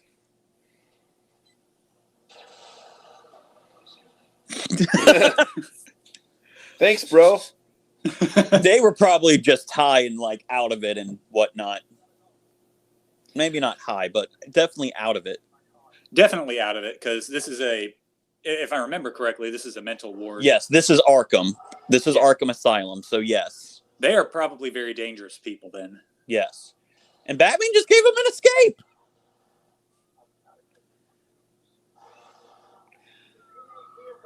I know a guy. Definitely my favorite Batmobile as well. Tank. Yeah, I do think I like this Batmobile too. Again, I'm trying not to say this one. Well, that's how you Okay. tell someone to be calm. I need you to stay as absolutely calm as possible and not move, because if you move, you're going to bleed internally and die within seconds. Stop breathing so heavy. If you breathe too heavy, then your eyes are going to pop out of their sockets and roll onto the floor. And don't worry, no pressure. But Like the pressure you're probably feeling in your brain right now, as your brain is expanding and creating pressure that will eventually kill you if you don't stop breathing so gosh darn heavy. Now she's basically like the kid from the from that video where the kid comes home from the dentist. yeah, I think I remember who you're talking about. That is definitely not compact. Yeah, but the other cars are now. But The windshield wipers. I try not to say this is like every aspect of this movie is my favorite because this was my first Batman and whatnot. But you know, I know what you mean, because I mean this movie changed the scene of superhero movies. yeah, Like Atomic, hush your butt.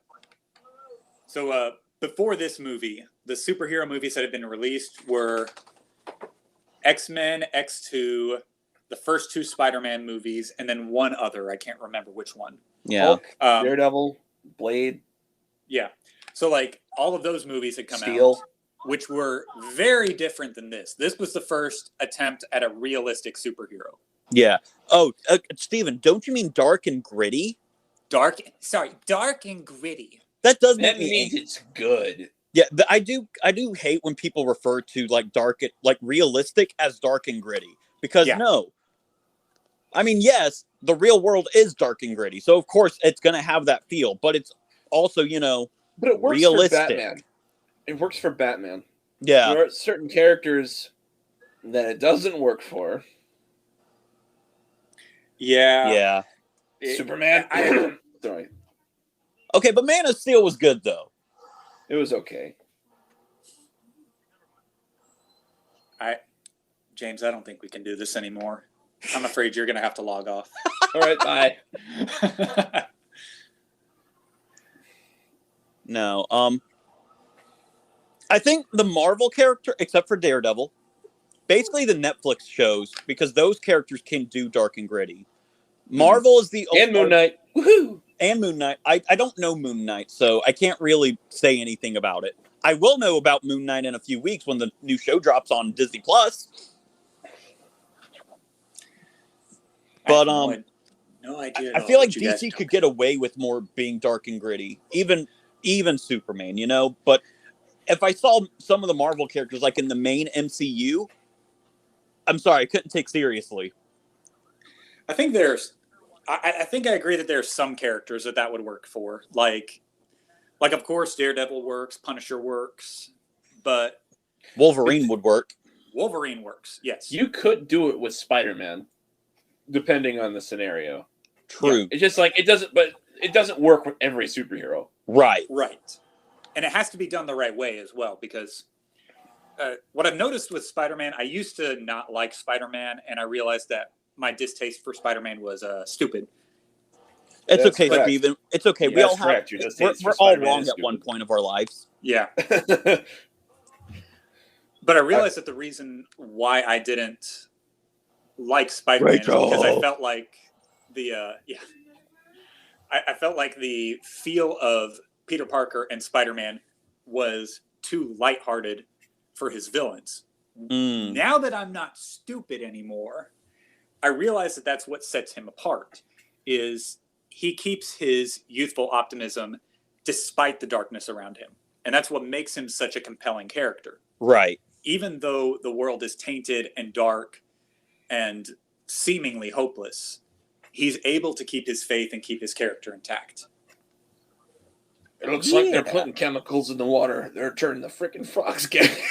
Do you understand that? Gay frogs. I'm sorry, I couldn't resist. Yeah. But Steven, you know what this reminds me of? What? What does it remind you of? Holy Musical Batman. Holy musical Batman. When they poisoned Gotham's water supply. Yeah. Or like when the Joker poisoned Gotham's water supplies. Or when Scarecrow poisoned Gotham's water supply. Yes. Or when Bane poisoned Gotham's water supply. Of course. That's the only way. Red Letter Media made this comment one time. It was in the review of The Amazing Spider-Man. It seems like a lot of supervillains in movies use gas as a weapon, and the superhero has to stop the gas first. And it happened in this one. Yeah.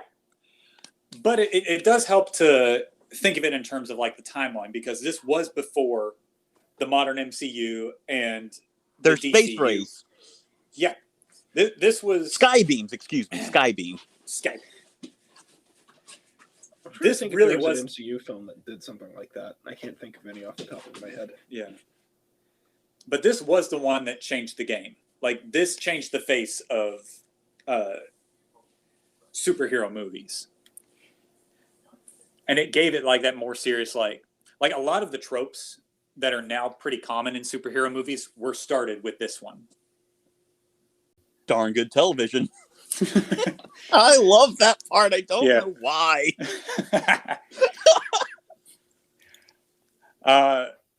If you guys hear a little interruption in the audio, we had to go back and re-record that part.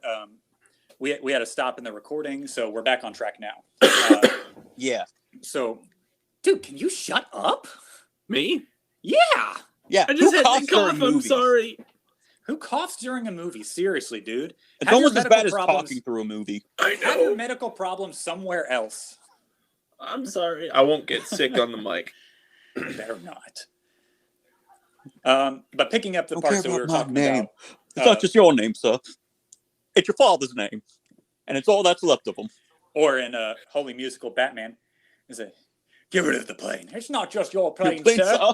It's your father's It's- And it's all that's left of him. Don't destroy it. Well, don't let me wane on your parade then. Yeah. birthday, dear Brucey. But what I was saying a minute ago was that I found that Bruce Wayne is Alfred's antagonist. I think I said this during the part that was cut off. Yeah. Yeah. He is Alfred's antagonist because Alfred has to hold him together as he's pushing his limitations further and further and overstepping his bounds. Yeah. Yeah, he is the balance in Bruce's chaos. Which is why things kind of fall apart later on in The Dark Knight Rises when he tries to do this without Alfred. Yeah.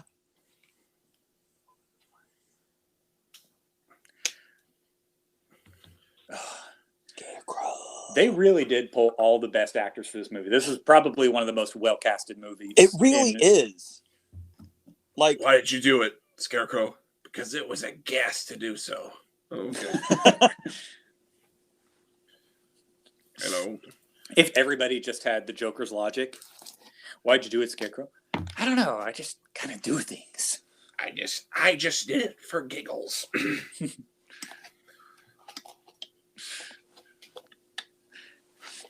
When you told me what you were doing, I just think like Alfred confronting him. I forget the words they use. Is like, the only was- thing stopping me from calling the men in the white coats is because it wasn't for thrill-seeking. what can I say, Alfred? Sometimes I just think of something and then I'm doing it. I'm like And a dog yeah, chasing cars. I wouldn't know what to do if I caught one. And I don't know why. That scene, the darn good television scene, Yeah. I do not know why, but my old roommate Josh, me and him would we'd quote random movies, and the random quote from this movie would be that one. And we'd always end it with Josh being Alfred saying, "It's not just your name, sir. It's your father's name. It's all Am that's I- left of it." Am I pronouncing this right? No, you're not. That's why I So, said yeah. like, I felt like that was a meta joke. Yeah, it is, but it's a good one. But yeah, whenever You say kind of hard. this movie really got me into Batman. So after I watched these movies, I started playing the Arkham games. Uh-huh. Mm-hmm. And Ra's is a very big, prominent character in Arkham City. But they were saying Ra's instead of Roz, and my whole life I've heard it as Roz in this movie, so I was very confused. It's a very understandable mistake to make, so it's not all bad. Yeah. I mean, it's not all, I mean, it's understandable, but Yeah. What was your reaction when you saw Liam Neeson's character return here? again, I wasn't really surprised because this is something I would figure he would do. Okay, but what was your reaction when you found out he was really Ra's al Ghul? Well, I kind of knew he was before the movie started, so The horror!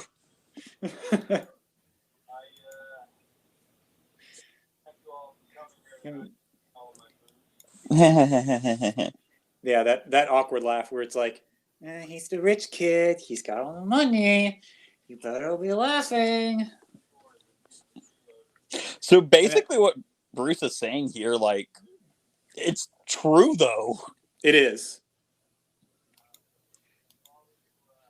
And that's part of what like gives his character such a punch. Two-faced. Sorry. Say what?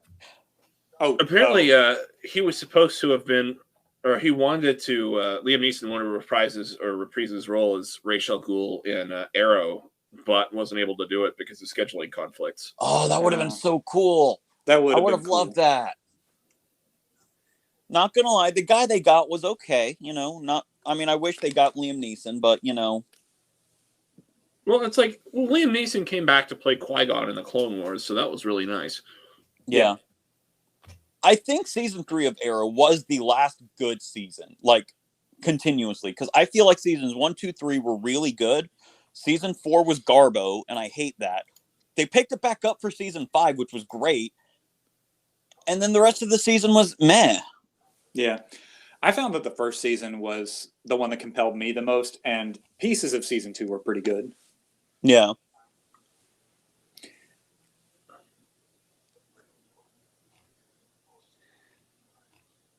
Dun dun dun. And again, here we have the biggest dividing moment is what they value and how they accomplish it. Yep. Because most villains in real life think that they are doing something good. Like the League of Shadows, they are technically fighting crime, but they're doing it by becoming criminals themselves. Mm-hmm. And it's not like they're doing that accidentally. They embraced it. Yes. They embraced the fact that they were doing something that is wrong for the purpose of accomplishing what they believe to be a good. And that's what I think creates such complex characters like this. Yeah, George R. R. Martin, who needs to finish his books, by the way, Agreed. Always said like nobody ever believes that they're evil.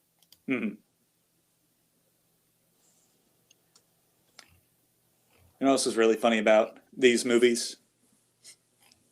Christopher Nolan was doing an interview about the making of his films and what he would do as a director. And he had been working on the idea for Inception for a while. And, of course, when it's released, it's a big deal and whatnot. And then someone asked him about the making of Inception and how all that came into being. He's like, well, it's really simple, actually. You come up with the idea, you plan the idea, you make a Batman movie to make the money, and then you use that money to fund Inception. I think one of my favorite things, though, of interviewing is when Robert Pattinson, while filming Tenet with Nolan, had to leave filming to go audition for Batman. And I think Nolan knew that's what he was going to do, and he was like, I mean, no hard feelings, my dude. So, I'm sorry, Robert Pattinson did what to audition for Batman? So he was filming Tenet around the time. Oh. Yeah. So while he was filming Tenet, he left filming for a bit to go audition for Batman and tried to keep it secret from Nolan. Now, here's another interesting, in all this conversation, Roz is kind of looking at the Waynes as an obstacle in the way, which is interesting to me because like he has no problems admitting that the Waynes were good people. Yes. And that the Waynes cared about Gotham and did good things. But he also saw them as the villains of the story because they stood in the way. Yep.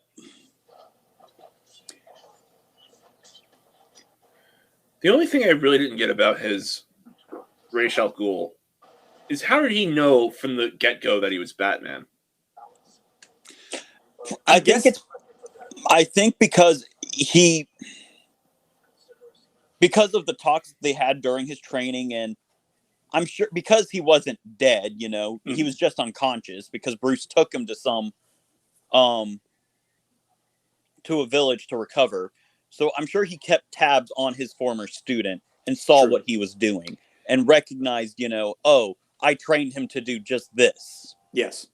He's probably also had quite a few sleeper cells in Gotham since this has been like a long-standing project of theirs. Yeah. So it probably wasn't difficult to keep an eye on him.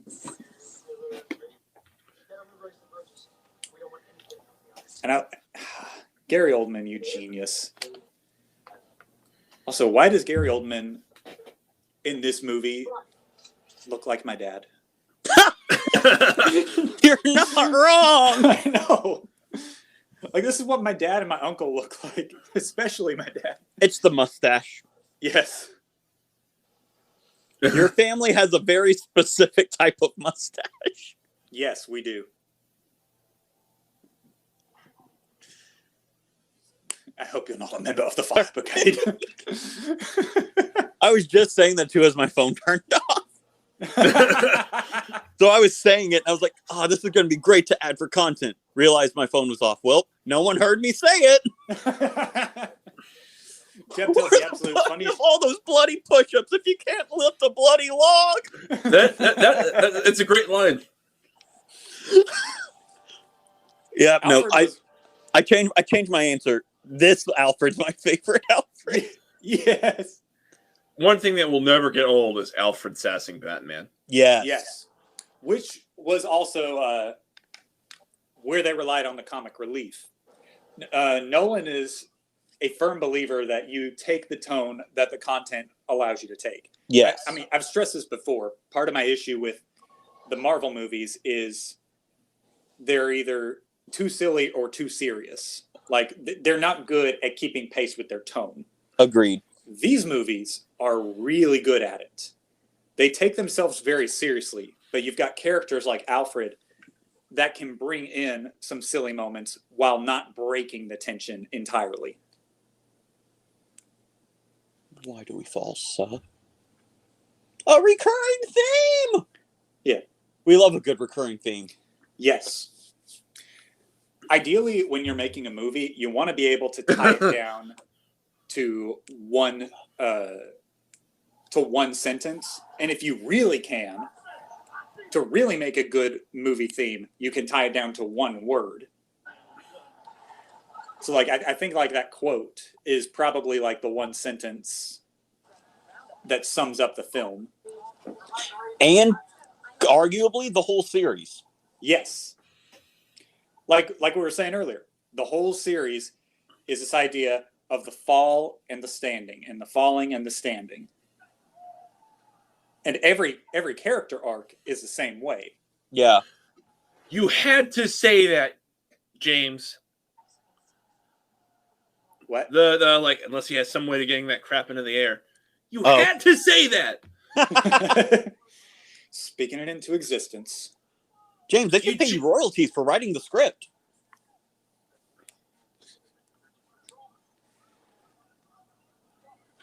And the chaos that they were able to do here really helps a lot. Yeah. You've got the criminals escaping, but of course there's something bigger going on. You have the assassins that are constant throughout it. You have Wayne Manor burning down. It's a lot of things happening, but realizing that most of those things are not centrally important at the moment. Yeah. And that's where that's where the city of Gotham really comes in, because, like we were saying earlier, Batman is not the end solution. No. He can only Panic take in care. the streets of Gotham. Panic. I'm sorry. If you get that reference, you get a cookie. Anyway, continue. Who's going to pay for the cookie? Are we talking like a Chips Ahoy cookie, or are we talking like a $3 crumble cookie? Or are we talking about, or hear me out. Okay. We're talking about a nice, juicy Chick-fil-A cookie. Ooh. It's good. That's a tough call there. Yeah. I don't know. Jeb's paying for it, so what do I care? I mean, not going to lie, I am probably going to get Chick-fil-A after this. So, yes, I will probably buy me a cookie. So you knew the song, I was referencing the song Panic by the Smiths? Oh, sadly, I did not know that, but I'm still getting myself a cookie. Okay. That's Because fair. heck your rules, bringing down the man. The oppression. If a man wants a cookie because he wants a cookie, then he shouldn't have to answer trivia. Okay. Dear Lord, man. I want a cookie, so I will get a cookie. you sound like Tevye from Fiddler on the Roof. If I want to see the machine, I will see the machine. Pops his head in the door. Okay, let's go. That's a movie. That's a movie we should do on this because I've not seen it. Fun fact. So Commissioner Loeb here is named after Jeff Loeb, who wrote Batman for a long time. If you've ever The Long Halloween, Batman Dark Victory. I need to see the Long Hush. Halloween movie. Oh, Hush was good. At least the comics were good in Hush. I don't. The animated film of Hush was eh. I've wanted them to adapt that into a movie for a long time, and I've never gotten around to watching it. I've heard it wasn't that great, sadly, which made me kind of sad. I haven't seen that one yet. I mean, I've seen quite a few of them, but I haven't seen that one yet. Atomic, hush your butt. Hush. Whiny boy.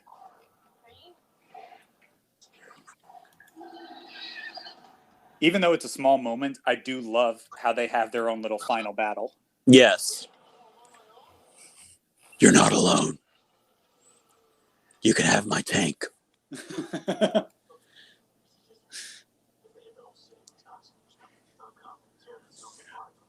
I love how, when he's given the keys, he, becomes, like a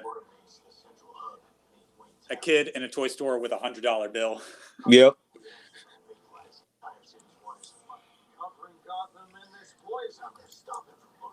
The acting is just too good. It's really is. Yeah. It's not a superhero film. It's a grand epic. Yes. Oh, that's fair. That's fair. Because me and John were talking about how Attack on Titan was a modern epic, and we were talking about when was the last time we got a big epic like Attack on Titan. I thought the last modern epic we got was Lord of the Rings. Mm-hmm. John argued, maybe the Harry Potter series, and I was like, it's got its ups and downs, and the downs kind of bring it down a little bit. Well, if it actually ended on a good note, Game of Thrones would have been that situation. Yeah. And then speaking of Game of Thrones, I could see this as being a modern epic. Yeah. Watching, I don't care. I know he's just a little innocent kid, but watching Joffrey squirm just fills me with joy. Oh, jeez. No, Steven, you don't get it. He was truly awful.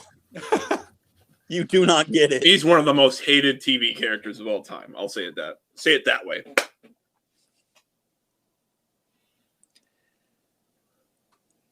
He had a good start here, though. Yeah.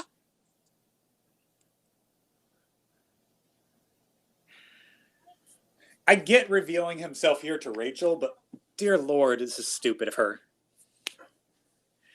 Because he's got this great moment. It's not who I am underneath. Well, it could be anybody. What I do that defines me.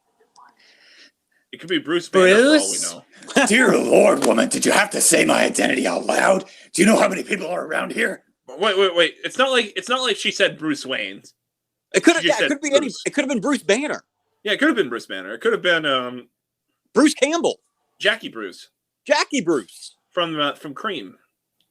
I think he was still around at this point. To quote No Way Home, I'm not saying who said it, but to quote No Way Home, it's a secret identity. I don't really keep identification in my back pocket. Yes. Literally. I love that. I mean, because this is for the League of Shadows. This is definitely over the top, even though they're dressed very similarly. I mean, take the cap and the cowl away, and they are dressed very similarly. Sorry, I can't beat two of your pints. As you wish. Two more drop down. Yeah.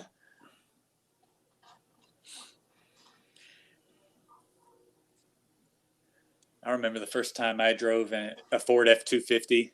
It's like driving a behemoth. You hear that kitty purr, and you're like, I am at home now. That's a truck, right? Yes. It is a behemoth of a car. Well, I don't know the breeds of car, and at this point, I'm afraid to ask. So I just stick with Toyota and call all my cars Tony the Toyota. Right now on the second version of it. Tony Yoda. Tony Yoda. Tony Yoda. Tony Mark II. It's like the Iron Man suits. Every time I get a new Toyota, it just becomes a Mark III. It, adds on like the Iron Man suits. Yeah.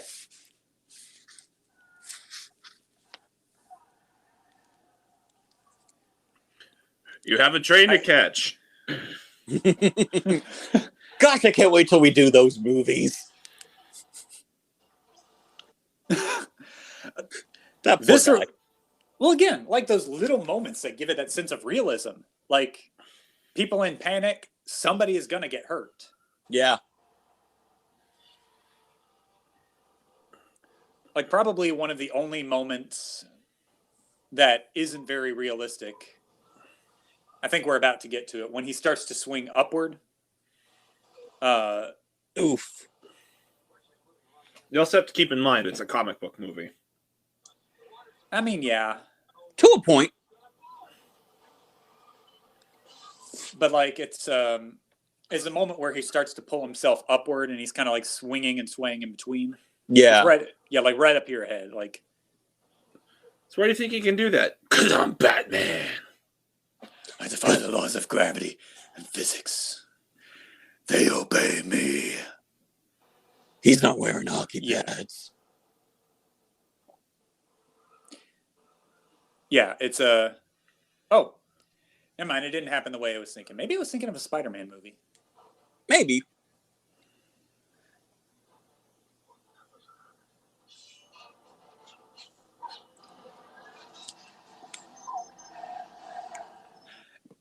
Another thing, the destruction. Mm-hmm. I recently rewatched... Oh, speaking of lines that Liam Neeson says during sex...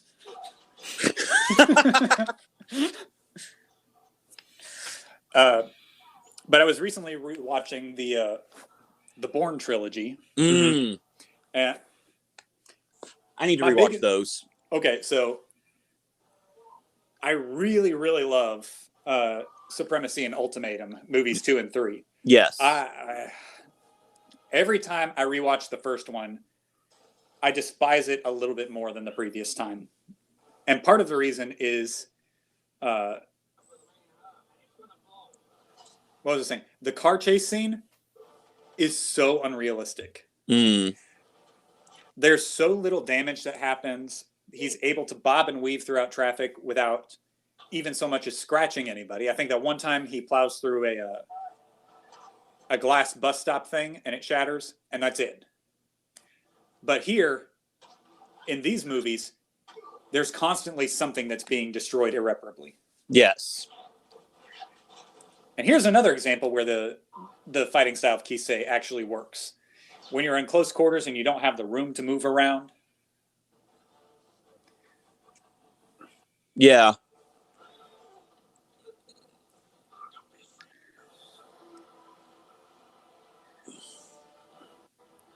Come on, Gordon. There you go. Don't beat yourself up too much, buddy. It's only people going to die that's going to be the problem here. Got him. I will say this about the Marvel Cinematic Universe, is that one thing that they did that was good was that they actually had stuff in it that kind of felt the aftermath of what happened in New York. Yeah. And it kind of spills over into like Jessica Jones and to future movies after that. And like, Daredevil. And and Spider-Man. How about Batman didn't technically kill him, but he also killed him. Yes. But it's like, this is like this battle just did this to me, and but I don't have to save you. Yeah. But yeah, no, and like Steven was saying, even Civil War, the aftermath of New York, had great impacts on that movie. Yeah.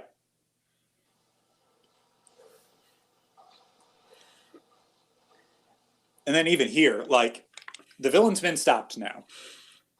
But the fallout from this movie continues on for both of the other films. Yep.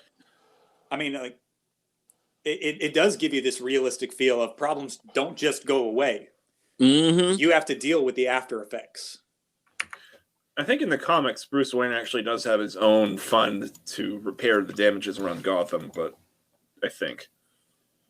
I mean, it makes sense with the empire that's built. I mean, he would surely have enough money to build a fund that could grow. Yeah.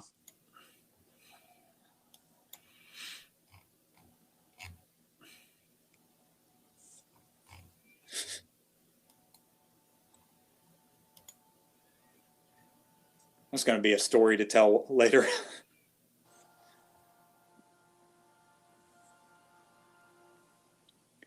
And then, of course, the conclusion of, well, not the conclusion, but the final face-off between Lucius and what's his name. Everybody's got their villain, and I do appreciate how they brought. Sorry.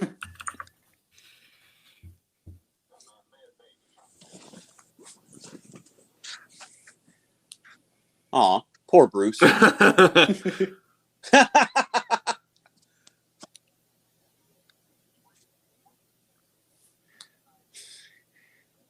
It's the fact that I own most of the shares.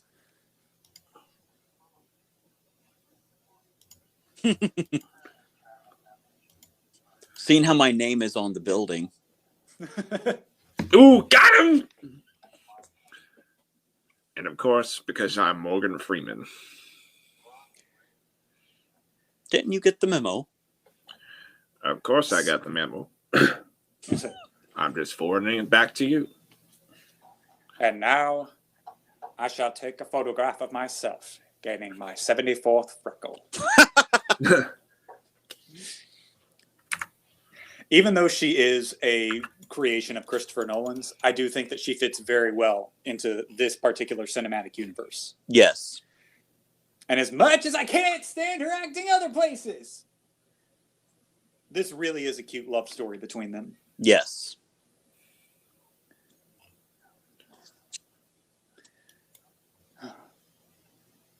I sometimes listen to the music from this clip.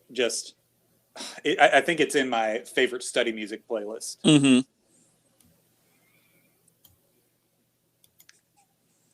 Atomic, you need to shut your butt. You didn't do this last time. It's okay, Atomic. We can't hear you. Well, I can hear him. And Well, it bothers me and my soul. Okay, well, you bringing it up is only going to be a distraction to the viewers who are listening and or watching this movie with us. Well, you know what? I'm right. Why are you booing? I'm right.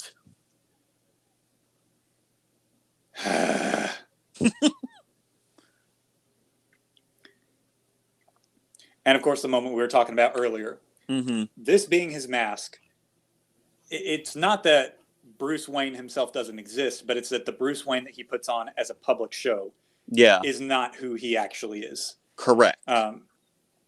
His values are not Bruce Wayne. His values are Batman. Mm-hmm. That's what he lives for and what he breathes and what he does. And that's why it comes to that pivotal moment of it's what you do that defines you. Mm-hmm. Which I think is, in terms of how it relates to our Christian faith, I find it interesting in how it interacts with what we believe about ourselves and our identity. Right. It's not what goes in that defiles a person, but what comes out of them. Yeah. Yep. And it's not that your actions save you. I mean, Mhm. obviously, I think any of us who have been Christians long enough know Scripture well enough to say it's not our actions that save us, but you should be able to look at somebody's actions and tell whether or not they're a believer. Atomic Gee. Hush. You mean faith without works is dead? No, Jeb, that's not what I'm saying. Don't put words in the Bible's mouth. I wasn't putting words in the Bible's mouth. I was being Come- serious. Your faith will show works. Jeb, we Lutherans drowned the book of James years ago. Oh, Okay? of course. It's dead and You did gone. what to me? James, you might want to sit down for this. Well, I am sitting down. Also, you're a Lutheran? Or was that a joke? That was a joke. It was a joke. I don't know. You heard it here, folks. Stephen is a Lutheran. I guess I'm a Lutheran now. I'm the kind of guy who walks around and goes, "You're Oh, so there welcome he goes. to-" He was a sergeant. Oh, okay, yeah. Hope dealer in the streets. It's lieutenant now. Yeah. This I also found out that this was the first major filmmaking project that Nolan did. Yeah. It was his first major studio production, and so this is what created all of the I don't want to say cliches, but all the token endings, like in these three movies and a lot of Nolan's films, the title of the film doesn't show up until the very end. Yes. And I kind of hate that, not gonna lie. Because what if I'm watching a movie and I want to let the world know, hey, I'm watching this movie. They won't know that I'm watching this movie until at the very end of the movie. Wow, Jeb, I guess you should pay more attention and open your eyes a little bit. Wow. You know, you're not wrong. What can I The say? audience went nuts when they revealed the Joker card? Joker Yeah. card. Yeah. You see, And my father was a gamer. One night, he comes home a little more tilted than usual. Sorry. But yeah, And Batman Begins was good. Batman Begins. He does exactly what it says on the tin. You're right, because Batman did, in fact, begin. And I do appreciate how they teased the Joker, and then the very next movie is about the Joker. Yeah. He's like the very first scene. He's like the first guy we see in the second one. There should be Bob Kane and Bill Finger, but we didn't know that at the time. Yeah. They definitely make that they definitely do that with the new one. It says Bob Kane, created by Bob Kane with Bill Finger. Yeah. Bill Finger did most of the work. All right, ladies and gentlemen, that is Batman Begins. So we thank you guys for joining us here. Be sure to share it wherever it's available. We're going to try to get it up on Apple Podcasts in the very near future if it's not already there. Jeb, James, thank you guys for joining. Thank you for Thank having you. me. Thank you for also having me as your co-host. It's been great. Yeah. All right, and next time we're going to come back and we will be joined by Pastor Blake to do How to Train Your Dragon. Woo! Nice. All right, we will see you guys later. Thank you very much for joining in. All right. Bye, guys. Bye.